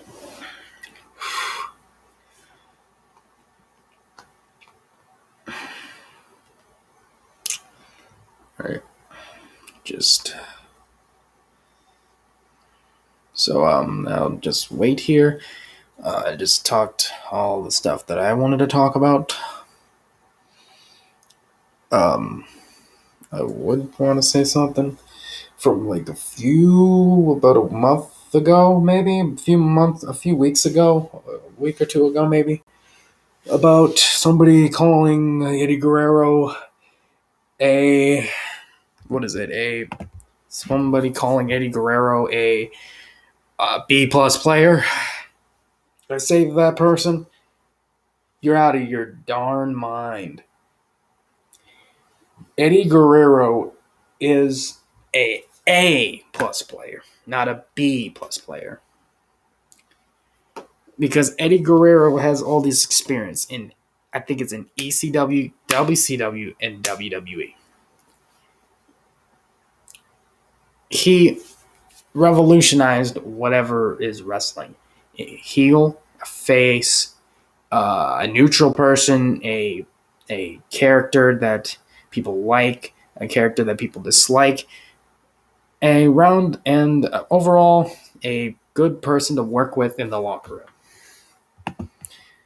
That's why he's more memorizable.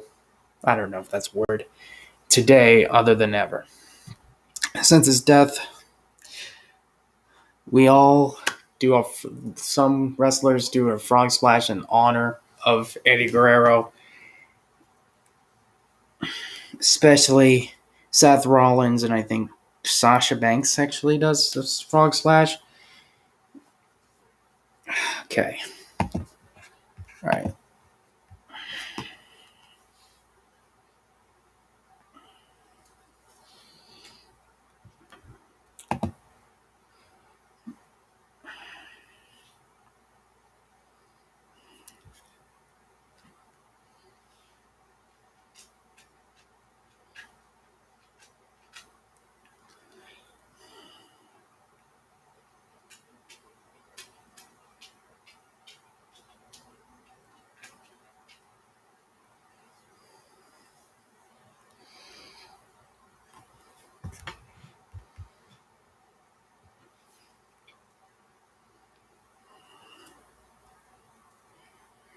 All right.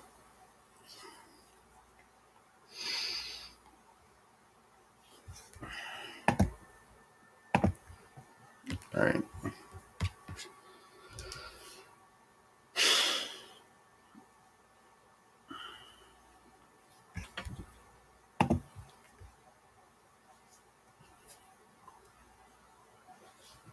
All right. So.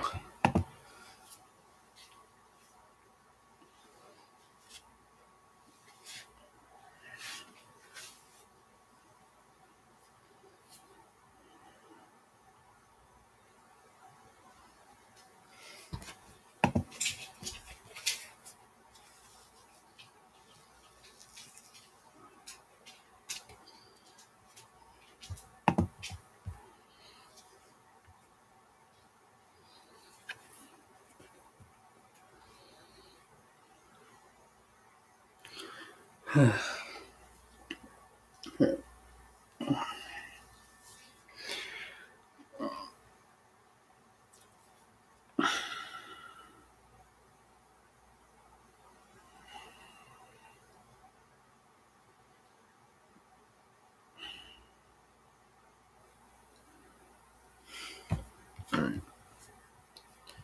And I'll mute myself for a second until I get further notice from both people.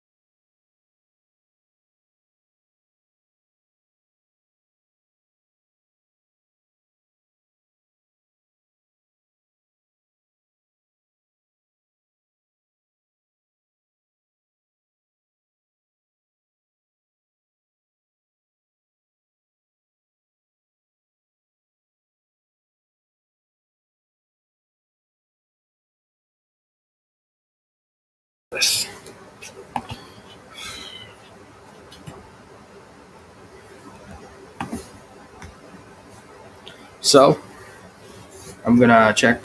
Yeah.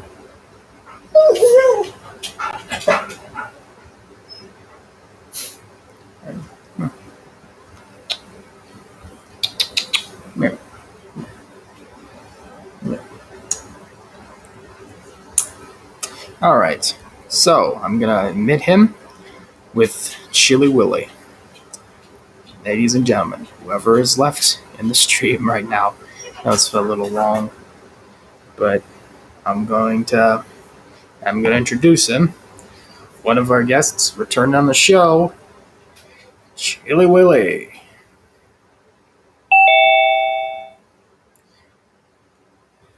Welcome back, Chili Willy. How's it going? How's it going in the Philippines right now? How's how, how's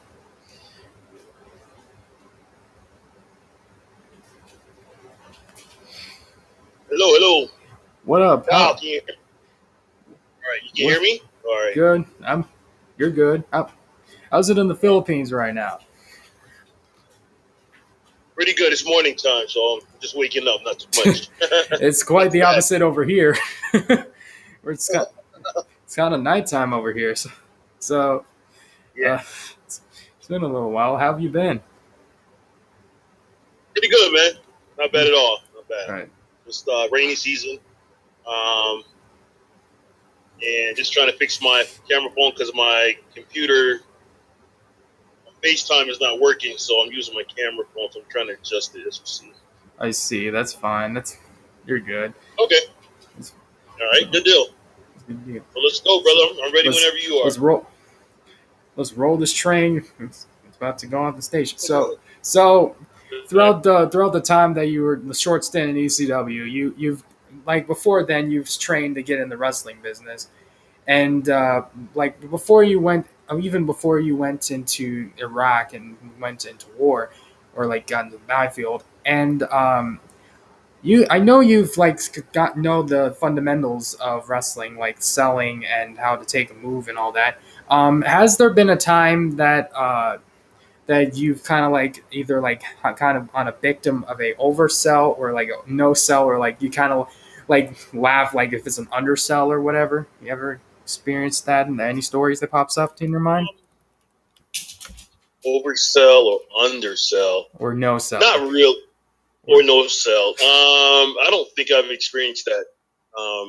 Actually, being an ECW, we did our part. I did my part. As far as if I didn't know my spot, I definitely knew one thing, and that was the sell. You know what I mean? Bump, beat, sell. So even if I didn't know what was coming next, but when I was in the Indies, I think there was a time. No.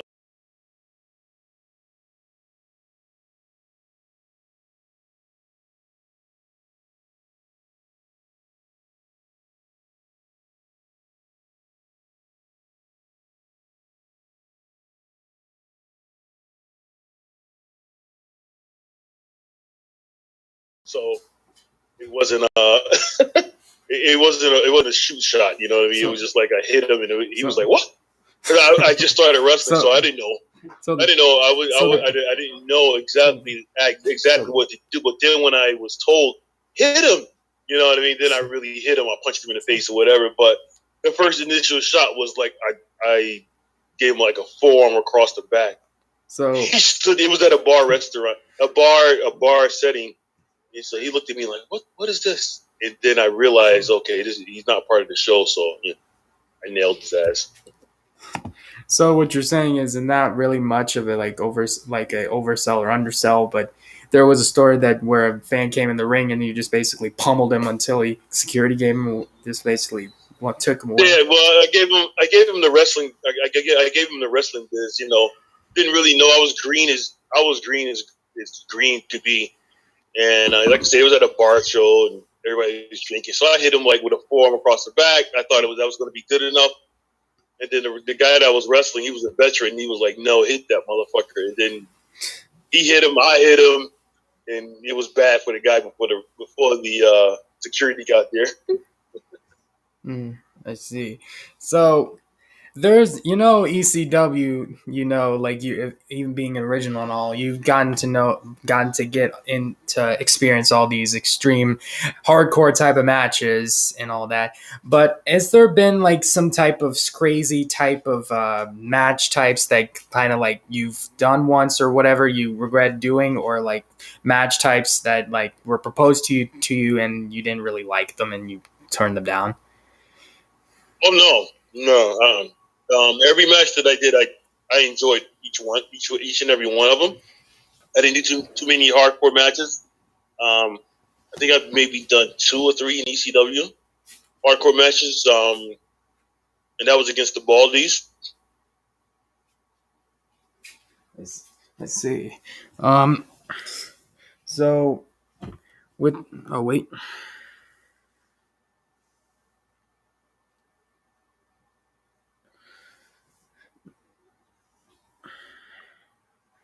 Before, like they were doing it before. Oh, you got cut off a portion of that when you were talking about the Baldies, and then you just got cut off. Oh yeah, okay. So, Can you hear me now? Yeah. I see your screen is froze. Are you seeing that? No, I just turned it off. All right, there you go. Yeah, so like I said, it was the Baldies, and I only did like 3 or 4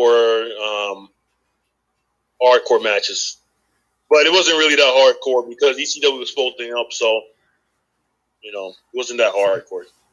All right, I see. So, sorry, I'm just on the table. So, what was like the plans at when ECW closed?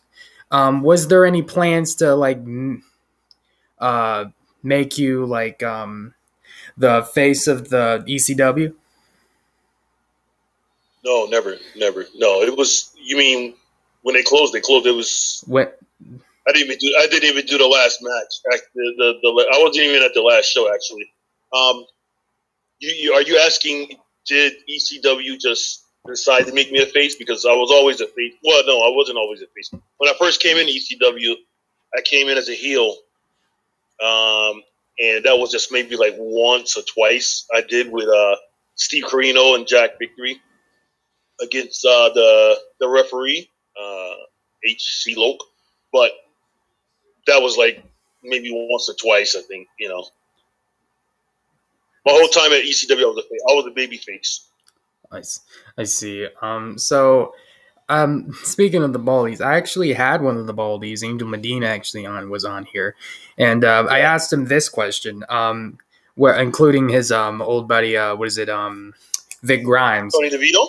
Oh, okay. Big Grimes, where that infamous spot where I think it was some ECW pay per view, where New Jack and Vic Grimes had that spot where it landed wrong and all that, and Angel Medina told me that he was supposed to be in Vic Grimes' position, but he said, it was in proper footing, so when do right with the spot. So, what was your initial reaction of kind of like New Jack kind of like doing all that, like the spot came to be and the aftermath came over, like like New Jack, like the intentions, where you might have seen it where Vic Grimes was thrown off, like I thought he was supposed to go through tables when I first saw it, but apparently he wasn't actually gone through much tables as he thought. But does it work?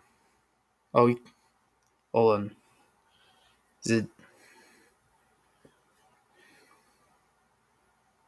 Is it no? Hold on. Is it working? Yeah. All right. So basically what I'm saying is with Vic Grimes and New Jack is like the little debacle where he just gave him a suplex off like a high high spot, and what came after it where New Jack just threw Vic Grimes off like a higher spot where it just like gone down to the ring, like with all that. What was your initial reaction with that spot and what came after it? Well, I had just got in ECW. I was there, so I really didn't know I knew those guys. I knew New Jack, but I was just learning them. I was just learning the Baldies and Big Grimes or whatever. I was there the night when that happened. I didn't actually see all of it. I was like in the back. And my match was already over or something like that. But when I saw the replay or whatever, I mean, you could just see that it was like a slippage, and Big wasn't ready for it. He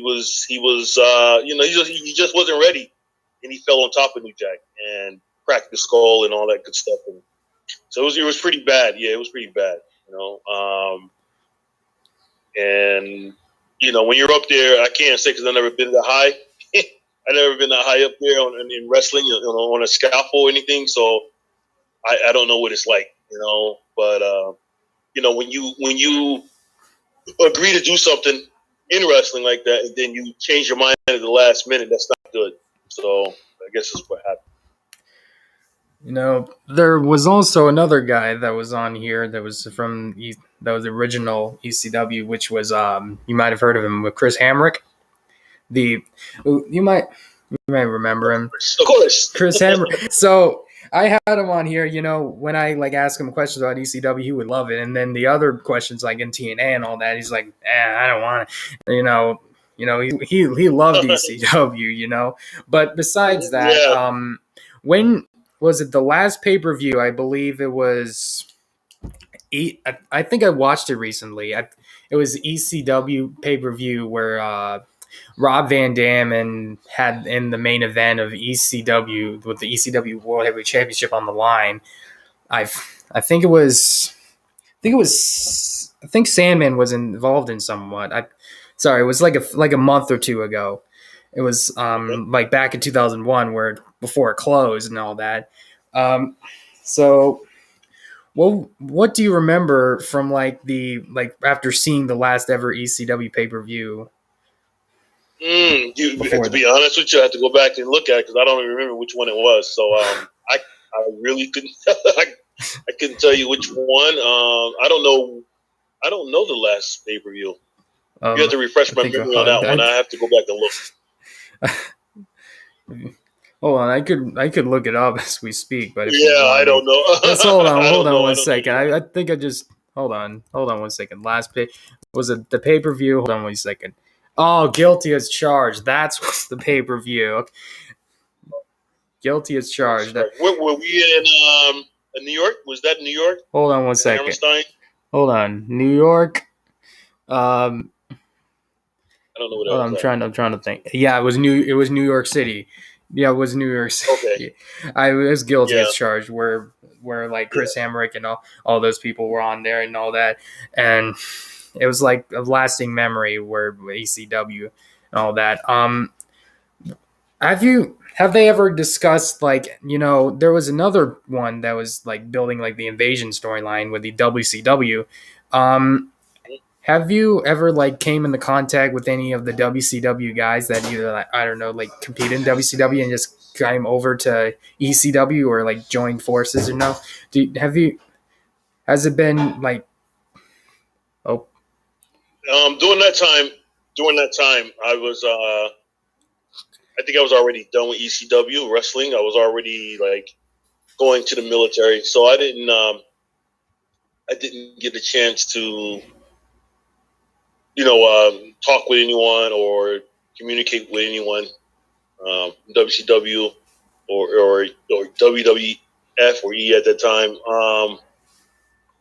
Once I left before that, I left in September 11th happened.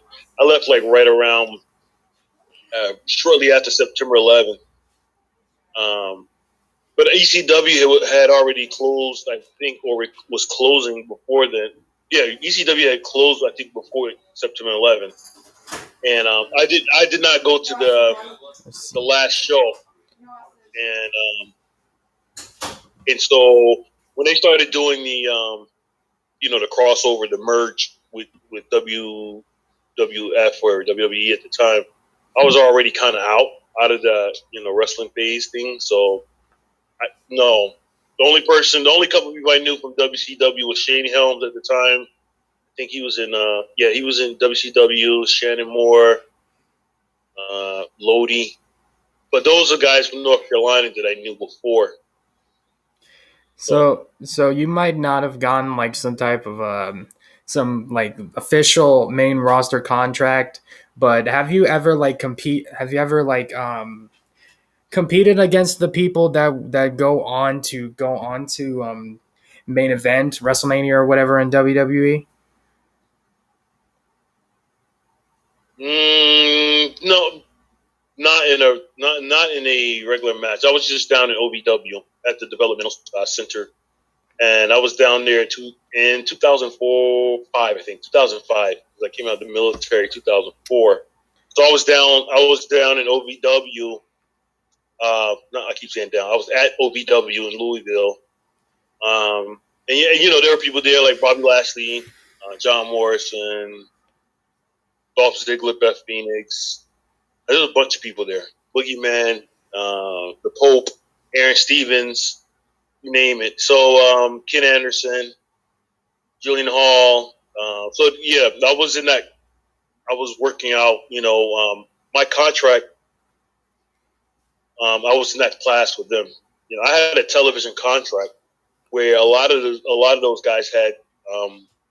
They had contracts with training, but I was getting paid television money.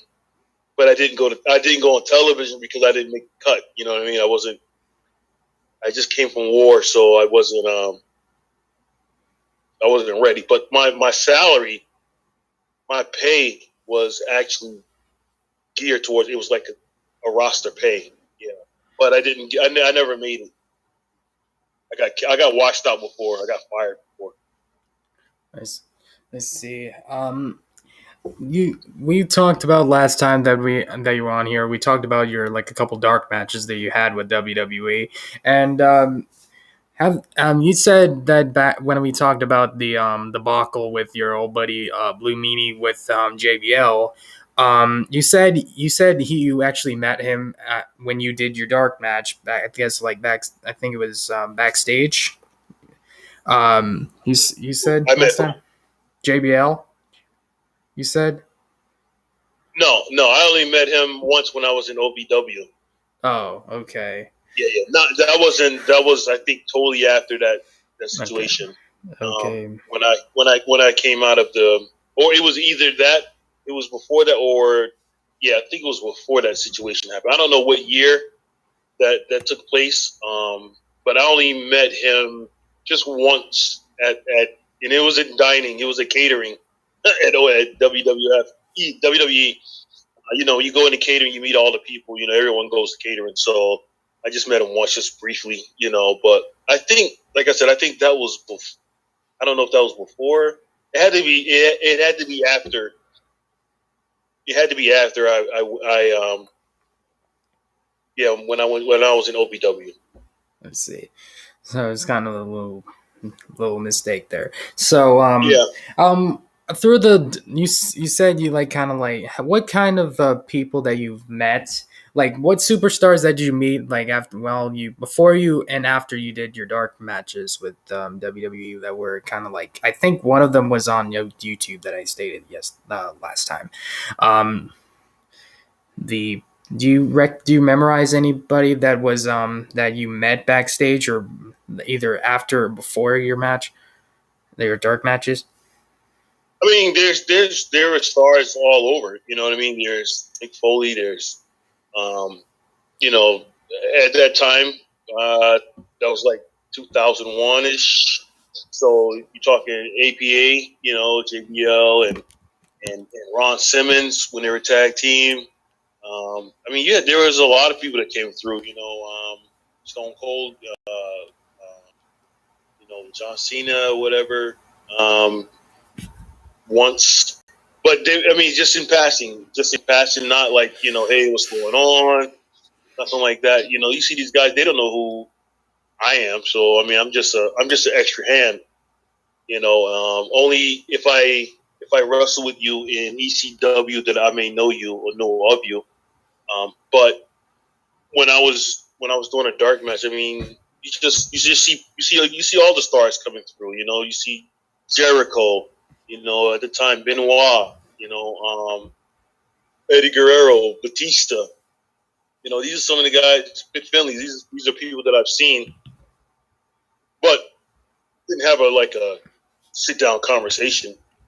I mean, I talked to Rhino. Rhino introduced me to Chris Jericho, and that's about it. I see. I'm just gonna admit the other person that I told you about in the DMs. So he's kind of an independent wrestler. So he's kind of like he's in the. Hey, Shamar, Yin. Oh, yeah, I hear you. Do you hear me? What? Yes, I do.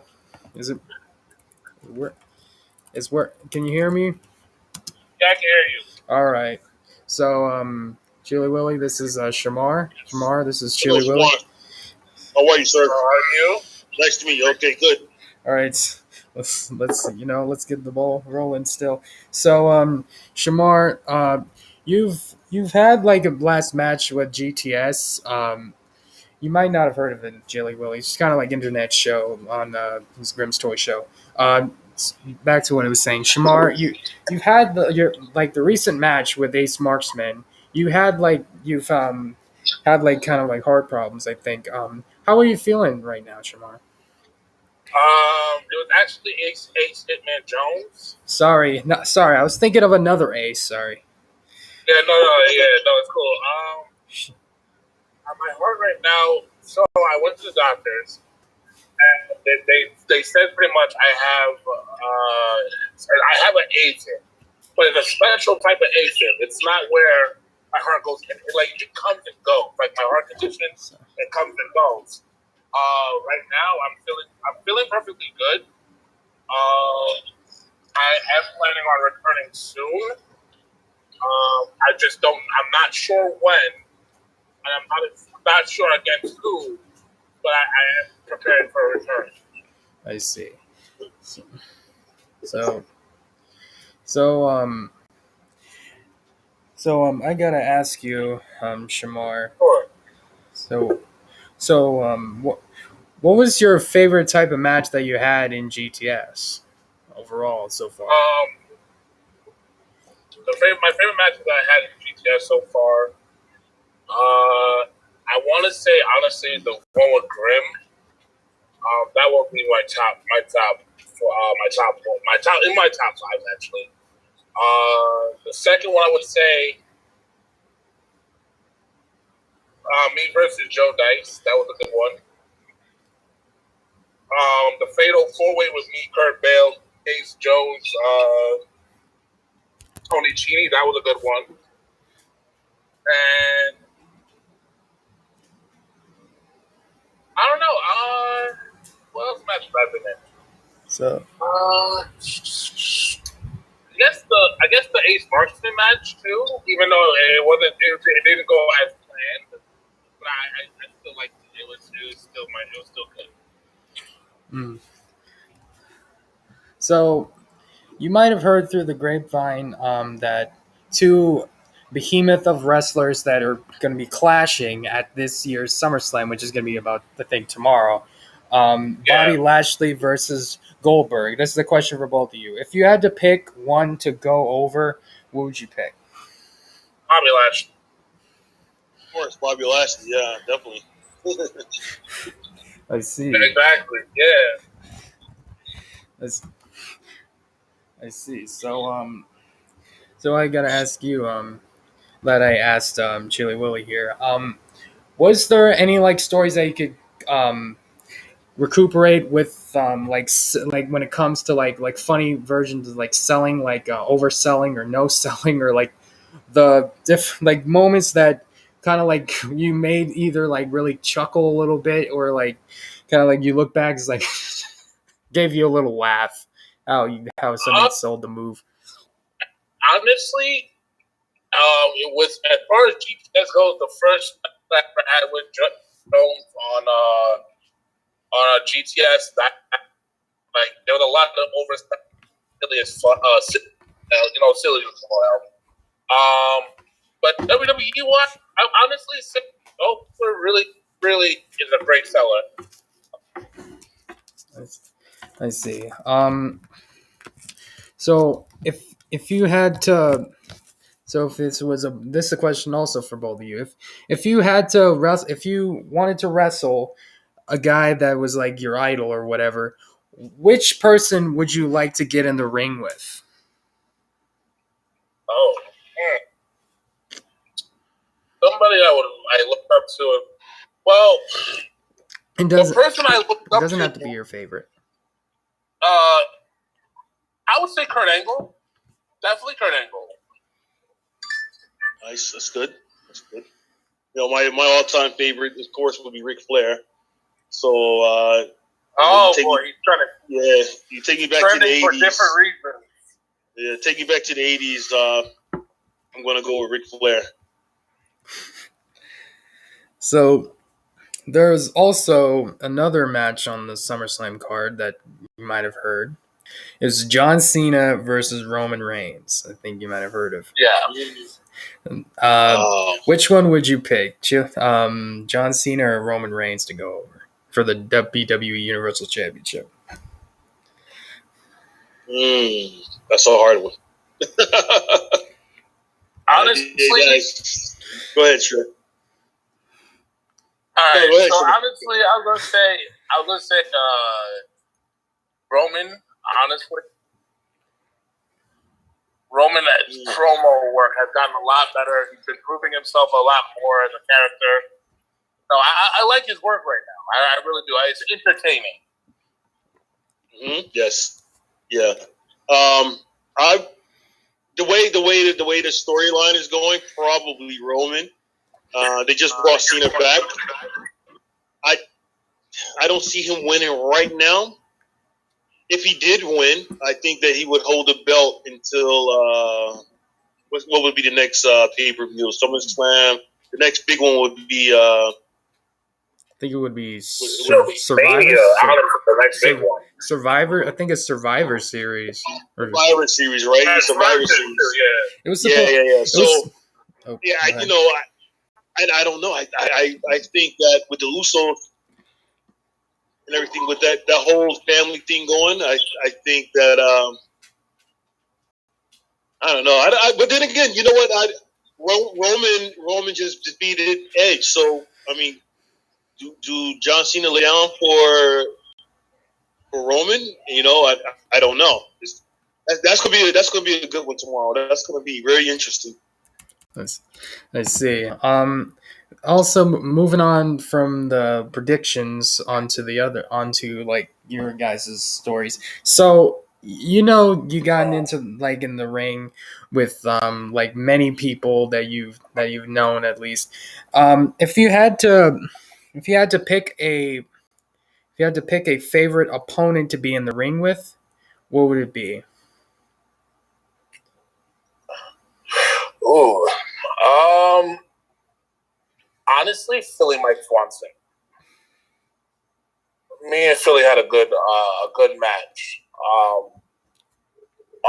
At UWC, we had a good match. I feel like it was entertaining, but I wish we could have done more. And I wish it was at GTS that this happened and not at UWC. But it was a good match. Honestly, I love Philly. So I might face him again. Nice. Mine was Rhino, 1-on-1. So we had a couple of matches. That was pretty good. If it was just a single match, it would be Rhino. If it was tag team match, of course, the Baldies, being balls against the Baldies. So that was great fun. Every time we wrestled those guys, we had a good time.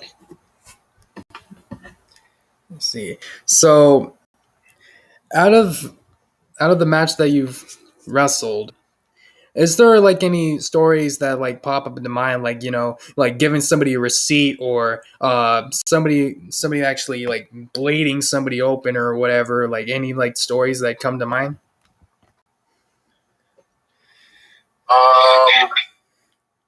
For me, I would say when Cheney was, I think he was facing Angelo, and Cena actually bladed in that match. That was like, oh shit, because Cena is he's deadly afraid of blood. So for him to blade, it was like, whoa, that's a left field.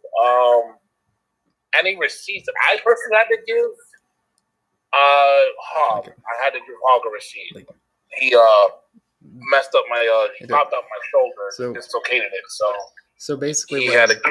So basically, what I'm saying is just basically shocking stories that you collected over the years and that people would like to. Me personally, I don't have any stories. I'm just going off of my person because everywhere I go, everybody's been good to each other. You know what I'm saying? Like everybody's worked together.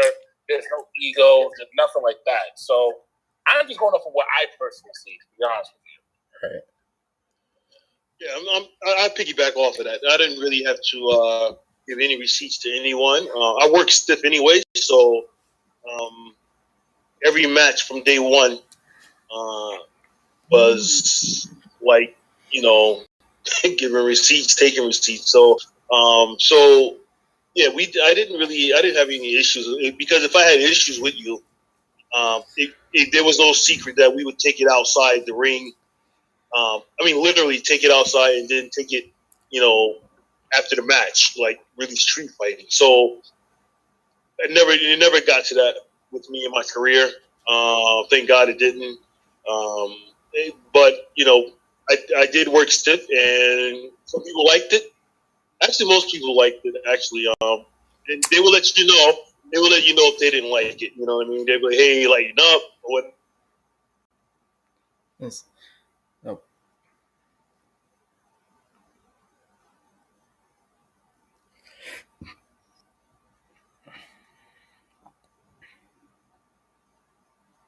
Oh. Kind of got cut out.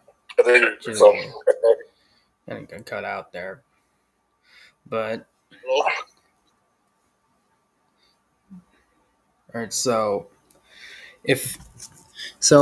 what is a move that you could? What do you? Both of your questions. What is a move that you could receive and take? What is a move that you could smoothly that is like a go-to move that you could take or receive or give? Give or receive. I want to say the Swanton.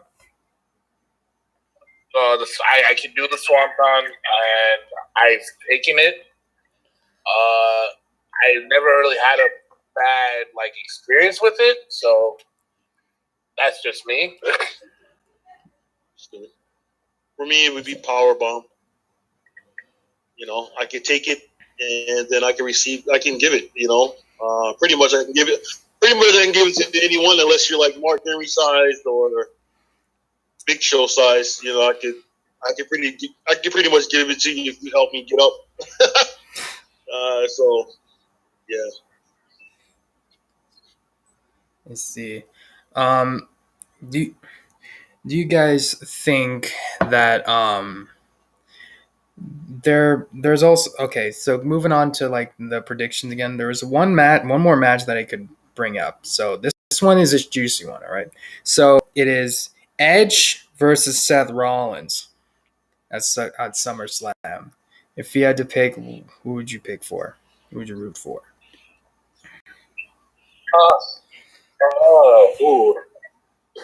Edge. I don't see why Edge wouldn't win.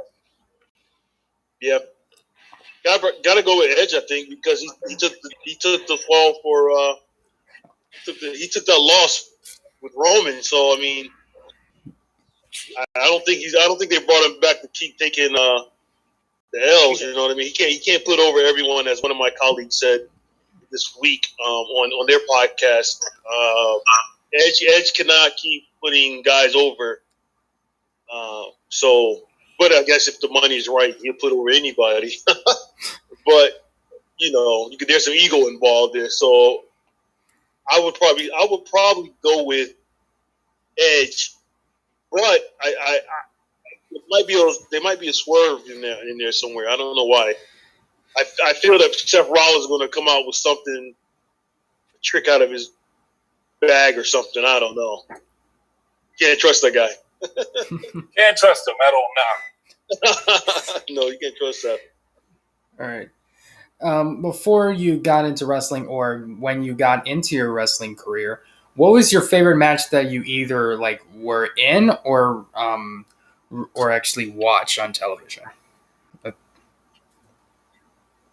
Ooh, okay. My favorite match. Anything with Kurt Angle in it. I'm trying not to mention a guy's name, but it's hard to not mention this person's name because he defined wrestling. But it's a cardinal sin to say his name. But Chris Benoit is like he was. Yeah.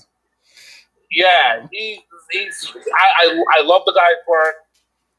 It's unfortunate how everything played out, but I love the guy's work. Really, truly do. Solid worker. Yes, definitely. Chris Benoit, for me, because I've met him, he's really nice to me. Very nice to me. I met him in the power plant when I completed a power plant back in 1996. So 96, and he was very nice to me then. He was nice to me when I was at OVW, and I saw him in Raw, SmackDown, backstage, or whatever. But anyway, my favorite would probably be anything with Ric Flair in it. Ricky Steamboat. They had some pretty good matches, I thought. But these are way back, 1980s, late 70s. So.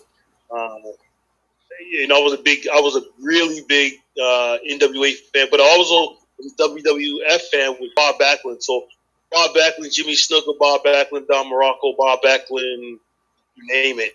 Bob Backlund was a machine. You know what I mean? Yeah, he was very underrated, but he was a machine when he came to wrestling. Everybody talk about Bret Hart and technical wrestling and all that. Bob Backlund. If you put 1981, 82 versus, any Bret Hart, I'm still going Bob Backlund. That Bob Backlund was, without a doubt, a machine when it came to wrestling. So, any one of those guys.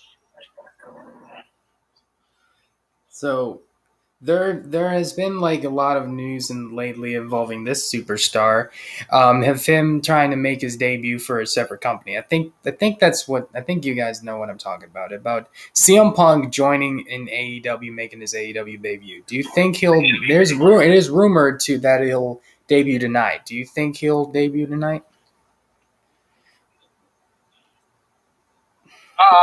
No, I don't. Listen, the way CM Punk's mind is, if he really did find the passion and the love for wrestling again, and he found it in AEW, that's great for him. But the fans where he hit the core the most would be in WWE. If he went back to WWE, I think he would shake the ground a little bit more than in AEW. Because in AEW, everybody is like a primetime star. Ain't no.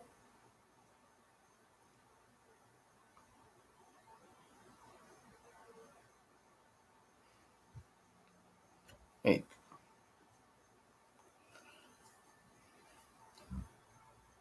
Hold on. Wow, that's a good point. Well, you gotta put Daniel Bryan also into the equation with that. The talk has been about CM Punk. CM Punk was already kind of like in WWE with the, he was doing the commentary thing or whatever that thing was. Yeah. And so you're right. If he did come back, and that's another thing about this. This, what do you call this, Survivor Series now? No, is this Survivor Series or SummerSlam? It's a possibility he could come in one of these matches. You know what I mean? Who knows? You know what I mean? The John Cena, Roman Reigns, which I doubt, but the Seth Rollins and the Edge, who knows? But I think they're making too much out of it. I think they make too much out of him coming back. I don't think it would be. I don't know. I'm not really. If he come back either way, if he went to WWE, it's okay. If he goes to AEW, it's okay.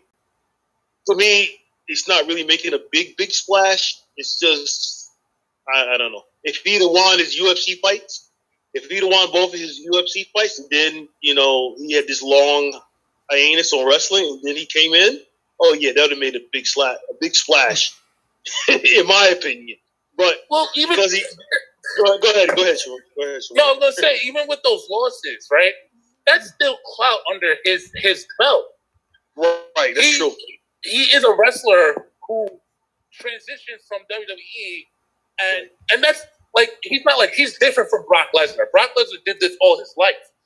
Right, CM Punk worked the indies before hitting them big time with WWE. So this is like a whole new realm for CM Punk to be in UFC. Right. So even with this loss, those two losses, he could have came back to WWE and had the biggest clout. Mm-hmm. If he, with AEW, again, like I said, there's a lot of primetime stars, so it's like it's overly saturated at this point. Like that's true. Yeah. I don't know. I again, like, not to interrupt you, but it's just like I feel like CM Punk would be more at home at WWE. That's just me. Yeah. It all depends on we don't know what's going on backstage. We don't know what the implications is with WWE and where they're going with their company or whatever. So we don't know the ins and outs of that. But we can go on all night with the CM Punk going to AEW, and then if you have Bray Wyatt come in, and Daniel Bryan going to AEW, I mean, there's a whole lot of stuff going on, moving parts. There you go. He would make a big. I don't. Where would he make a big splash? Yeah, he would make a big splash in WWE. But it would have to be. He would have to come in as a heel, I think, at WWE. Absolutely. And the fans will still eat it up. Yeah, he could not come in as just CM Punk, and then he's like, let's say he comes with CM Punk, and then he goes on with Roman Reigns. I mean, is he the Stone Cold in betweener, or is he the heel because Roman Reigns the heel? So how would that work? You see what I'm saying? So it's like, how would he come in? You know what I mean? That's the point out. If he come in with Rollins against Edge, how would he come in? Because people are going to cheer him no matter what. They're going to be like, even if he tried to come in as a heel, people are going to be on his ass like, CM Punk, and so I don't know. That's a good question. I don't know, man. That's gonna be. It's gonna be something. We'll see. If he come in tonight, like you said, Jamal, like he said, it would boost AEW ratings. Like they would knock out so much SummerSlam for real. Honestly, for real. Yeah. Honestly, I could see CM Punk versus MJF, or CM Punk versus Chris Jericho, or some other in the AEW. I would say CM Punk and Cody Rhodes. That would be a good match. Omega. There you go. See? There you go. Build the story itself. I just personally don't think CM Punk needs to be in AEW.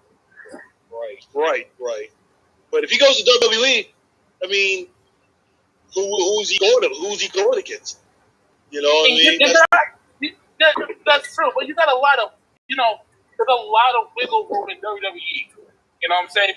There's a lot of wiggle room with him in WWE where he could eventually even surpass and bring up ratings again. I'm telling you, CM Punk is the core right now.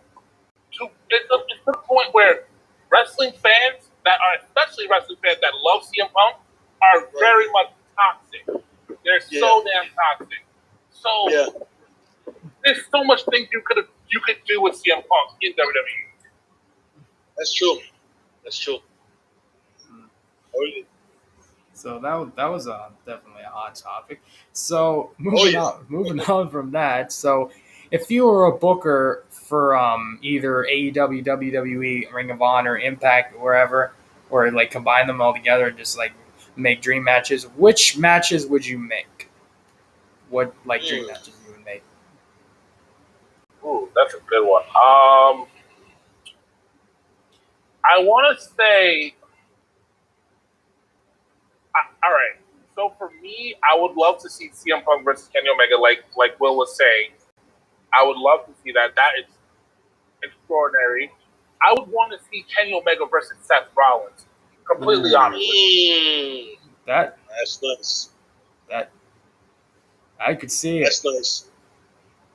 I mean, That's it. Oh, go ahead. That's what I would want. Yeah, that'd be a good one. I mean, if it was me, I would probably say, wow. I would. Let's take the top guys. So I would have Bobby Lashley. I would have Bobby Lashley. I would put Bobby Lashley out there like they did Ric Flair. He would go to Ring of Honor and wrestle all the top guy there. He would wrestle. He would go to Impact, wrestle Moose, the top guy there. He would go to NWA and wrestle. I forget the guy's name. The top champion there. Go to AEW. Wrestle the top guy there, Kenny Omega, or Cody Rhodes, or territorial. That's what I would do with him. Absolutely. Then to bring it homegrown, if I was, booking WWE, I would put Rollins. I'm not Rollins. I would put Roman Reigns against Bobby Lashley. WrestleMania. After Bobby Lashley does that whole circuit, I would do the whole circuit also. With Roman Reigns maybe. But then WrestleMania comes. Those two got to come together and wrestle each other for the ultimate belt. You know what I mean? Well, that's something I would do. Yeah, I mean, I would even have it to where Bobby Lashley versus fucking Brock Lesnar in a shoot style match. Yes. That was rumored for years. I think everybody was waiting for that. Yeah, I could see that. And we almost got what we wanted. We almost got Sting versus Undertaker. Yeah, it was. I think it was 2018 where Bobby Lashley got a victory over Roman Reigns at Extreme Rules, but apparently they had to do a repeat of that on two Raws later. It's like, really? Did you really have to do that?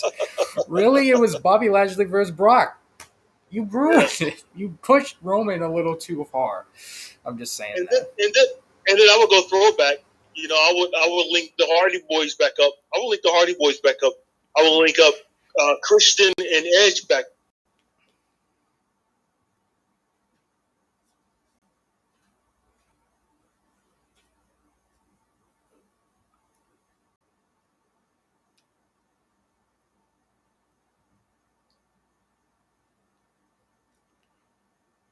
I don't know, honestly, that would be a match. I'll go back to tables, ladders, and chairs. I would do that. And see who comes out victorious on that. You know what I mean? So that would be something also. There's a lot of moving parts, man. You got guys like Bray Wyatt. Who I think WWE really dropped the ball with on that one. They really dropped the ball on that one. Let's talk about for a second that last promo that he did and how eerie that was. Oh.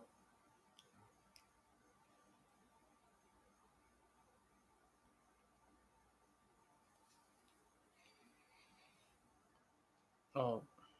So. Yeah, but they kept the thing kind of with Alexa Bliss, and I'm like, I'm really trying to figure this out. Maybe they're gonna bring it back. Maybe they'll bring it back. I don't know. That's like you said, Shamar. They dropped the ball. They dropped the ball with the Fiend Bray Wyatt. They made him lose to Goldberg. They made him lose to Roman Reigns, and they made him lose to Randy Orton. Really, you had to kill him off and then just kick him out of the company like that? Honestly, that's why. Well, Alexa Bliss is my pick against Eva Marie? She's facing at SummerSlam. Honestly, because really, I don't really get Raw or SmackDown here in the Philippines or even AEW. I have to look at it on YouTube, the aftermath. So the thing with Eva Marie, you got to wonder why they brought her back. You know what I mean? When they could have brought back any other girls, So AJ Lee.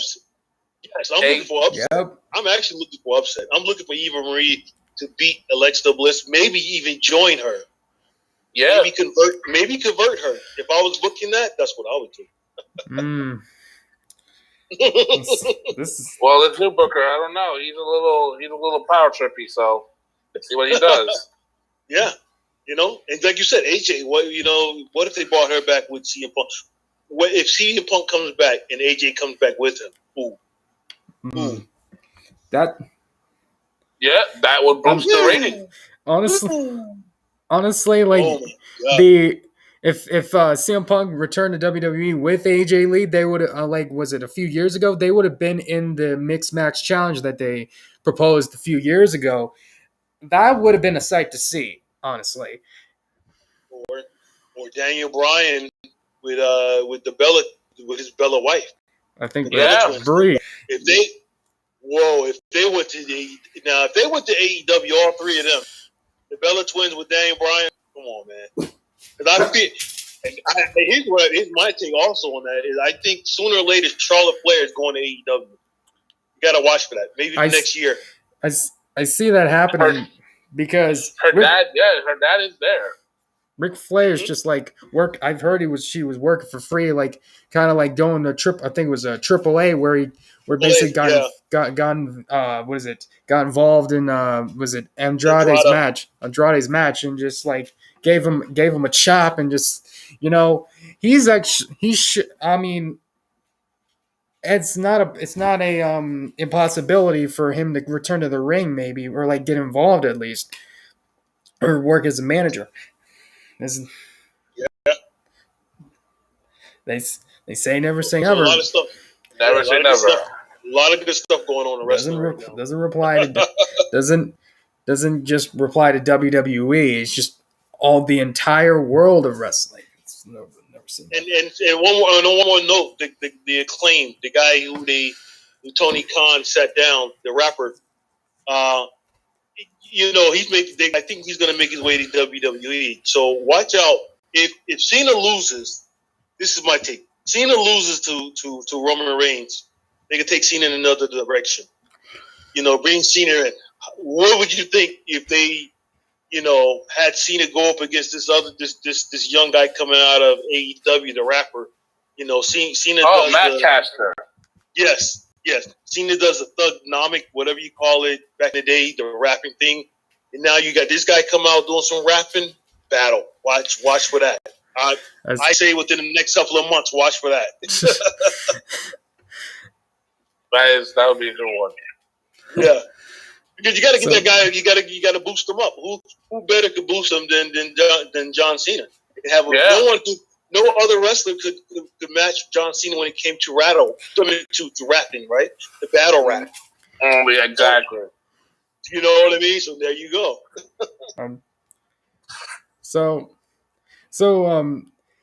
So if you compare Tony Khan and Vince McMahon and their like booking decisions, who would you pick to be overall the best out of the two of them?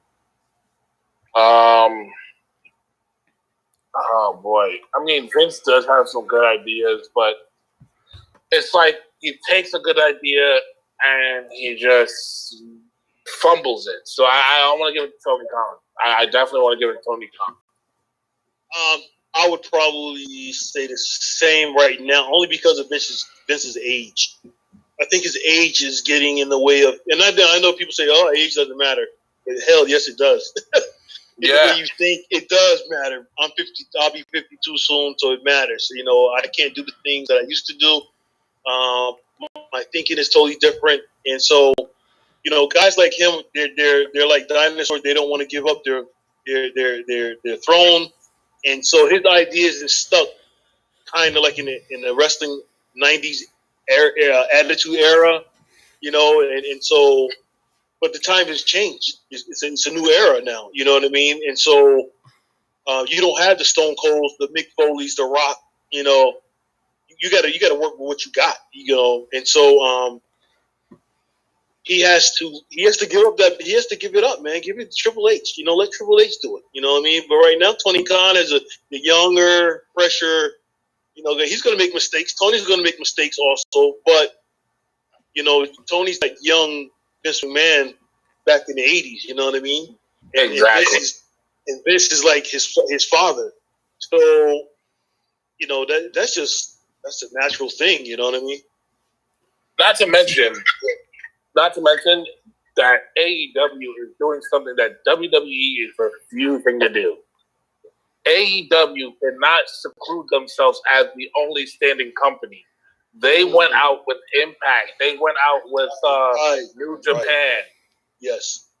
So it's like it gives all these other wrestling companies some kind of play with these wrestlers from AEW. Yeah. It's like old school. It's like the old days. With NWA, they would work with anybody, and that's what's needed. That's what's going to happen, and it's going to happen. And Vince doesn't want that, and he's trying to hold on to his last breath. But Triple H sees it. I think Triple H sees it, and Triple H is just waiting.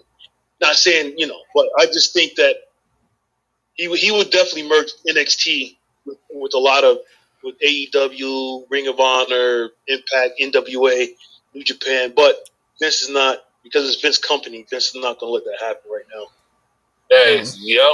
Exactly. So you haven't noticed there's a little meeting time thing. Apparently, there's like a 40-minute time limit when it comes to like more than two people. So I'm just letting you know that. So Shamar, this is a question for you. What do you think of the anti-Grim movement? All right. So this is coming from a guy who worked everywhere, almost everywhere.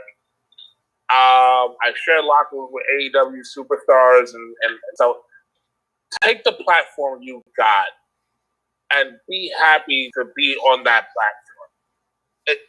And it goes for any, this is shoot or whatnot, but this goes for anybody. Don't sit there and limit yourself to one thing, because that one thing isn't always going to favor you as well. Like, be grateful for the platform, but try to venture out. Try to get your name out there. Try to market yourself as a wrestler. That's what wrestlers should be doing nowadays. And I see a lot of wrestlers actually doing that, which is great. But some wrestlers, they're just biting the hand that feeds them. It's like you don't do that. You don't do that. Mm-hmm. So, also, Chili Willy, if you had to come out of retirement for one more match, which of the ECW guys or any other guys that you wrestled in the past or you want to wrestle in the future, who would you have your last match with? That's a good one. Anybody from the old ECW original. Anyone. Rob Van Dam, probably, because he's a Hall of Famer. And so I would love to get in the ring and get schooled by him, because he would definitely school me. Definitely. And he would carry the match. So, yeah. It would be Rob Van Dam. All right. So I'm going to do one more last question.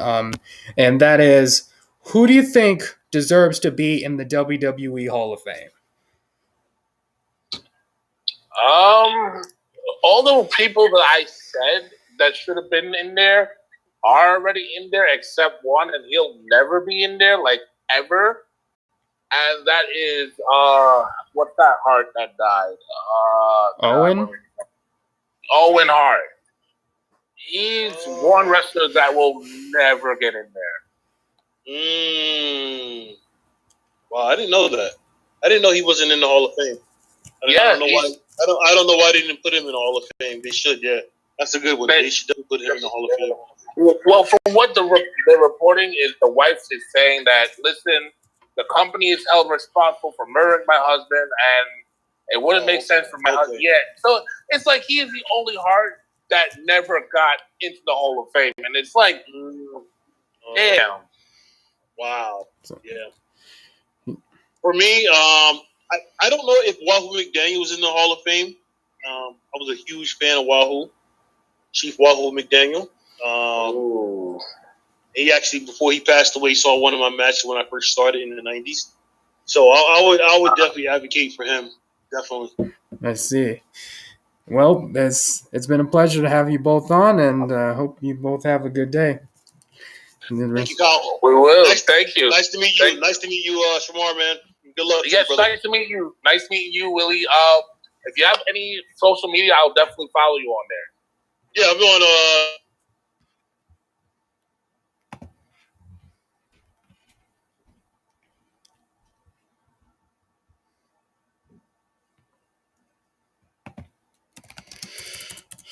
Wow. Wow, that was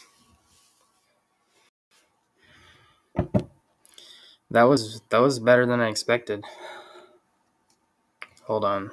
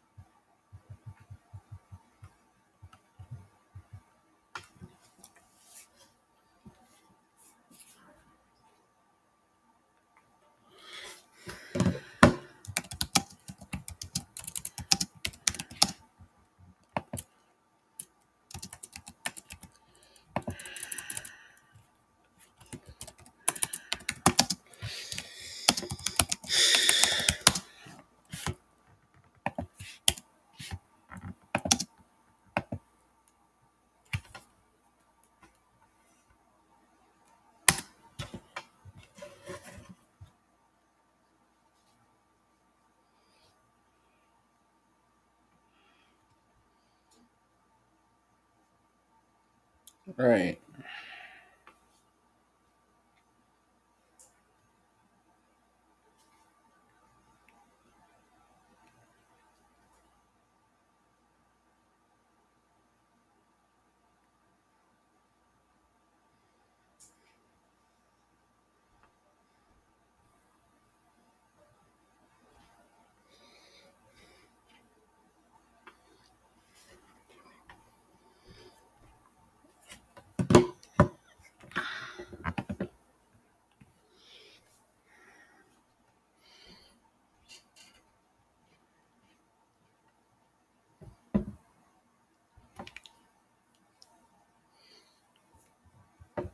I also want to note that I think both of them has a podcast, if I'm not mistaken.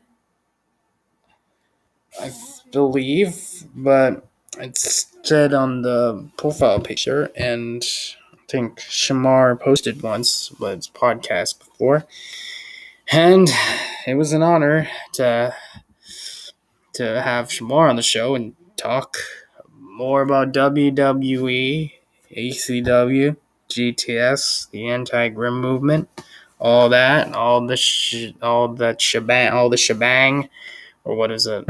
All that jazz. Thank you guys so much for watching. Oh my god. I'm real tired. At least tomorrow is going to be much more smoother because I'm just going to have one person on. And it's going to be a sweet one. Dwayne Bruce. Can't wait. Peace out, guys. Oh, before I go, follow Vince Series, Shamar, and Chili Willy at their socials. And thanks you guys so much for watching. If you're new on the YouTube, hit that like button, subscribe with turn on post notifications turned on. Follow our guests, like I said. Share it to whoever you want. And what was I supposed to say? Remember to stay safe out there during the COVID pandemic.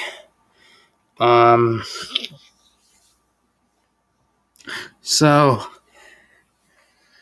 thank you guys so much for watching. Periscope. people, just if you want to tune in to more, go to my Twitter, Game Master Clark. Either capitals with G and C or just no caps. That would still give my Twitter. So I'm going to sign off.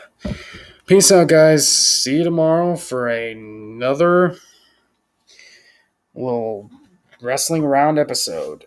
Peace out.